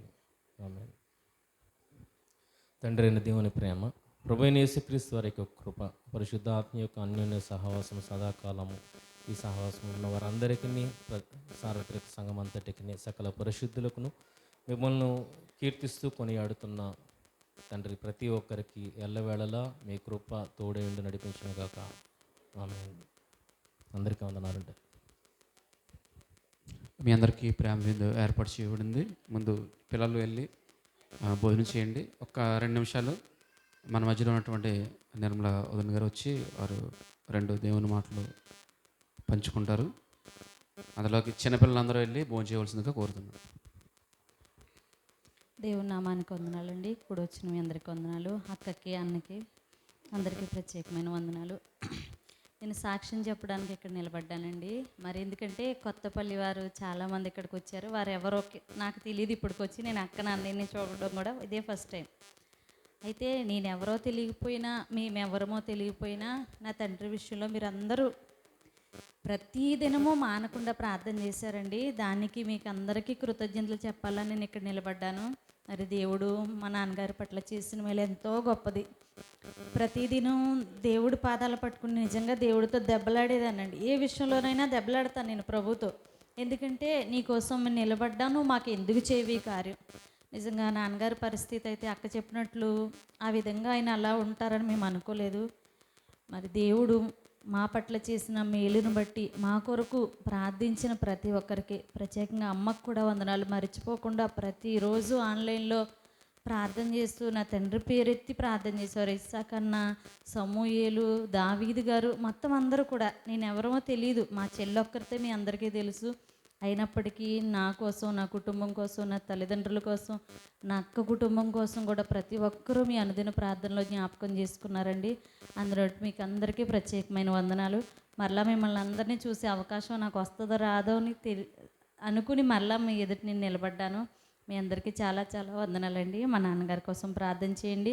దేవుడు ఎంత అద్భుతం చేశాడంటే నేను ప్రార్థన చేసేదాన్ని, ప్రభా నువ్వు అద్భుతం చేయాలి, నువ్వు చెయ్యకపోతే ఎవ్వరూ చేయరే. డాక్టర్లు అయితే చెప్పారు, మా చేతులు ఏం లేదమ్మా, మేమేమీ చెప్పలేమన్నారు. కానీ డాక్టర్లను నేనైతే నమ్మలేదు, మనుషులు నమ్మలేదు, కనీసం మందులు కూడా నమ్మలేదు. నేను ప్రభా నిన్నే నమ్ముతున్నాను. నేను నా సన్నిధికి వెళ్ళి బలిపీఠం ఎదుట మోకరించి ఇక్కడ నీరు విడిచి ప్రార్థన చేశాను. ప్రభా బలహీనత వచ్చింది, నేను తీయమని అడగను, నీ కృప మాత్రం నా తండ్రి మీద నుంచి అస్సలు తొలగిపోయినవద్దు. ఇప్పటికీ అదే ప్రార్థన చేస్తాను. ప్రభా నీ కృప మాత్రం నా తండ్రికి తోడుగుంచు. ఆనాడు పౌలుకి నువ్వు వాగ్దానం ఇచ్చావు, నా కృప నీకు చాలని. అదే కృప నా తండ్రి మీద ఉంచయ్యా. మరి కొంతకాలమైనా అందరూ శాశ్వతంగా ఇక్కడ ఉంటామని ఎవరికి గ్యారంటీ లేదు.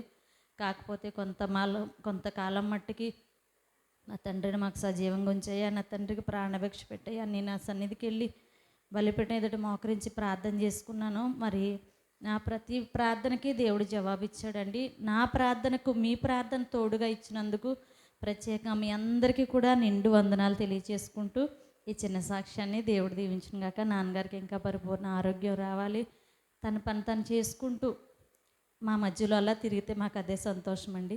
మీ అందరికీ కూడా వందనాలు. దేవుడి చిన్న సాక్ష్యాన్ని దీవించిన గాక. మంచిది. ప్రియమైనటువంటి దేవుని వాళ్ళరా, ఆయన వరకు మీ యొక్క అనుదిన ప్రార్థనలో జ్ఞాపకం చేసుకోవాలని, కుటుంబం వరకు ప్రార్థన చేయమని మిమ్మల్ని కోరుకుంటూ ఇంతటితో ఈ కార్యక్రమాన్ని ముగిస్తున్నాను. మరి ప్రతి ఒక్కరూ కూడా మీ కొరకు ఏర్పాటు చేయబడినటువంటి ప్రేమ విందును స్వీకరించి మరి మీరందరూ క్షేమంగా గృహాలకు చేరుకోవాలని కోరుకుంటూ అందరికీ సెలవండి. వందనాలు.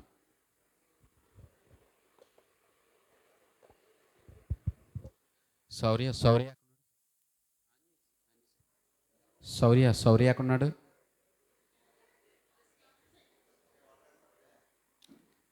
కీర్తన పడతాడు.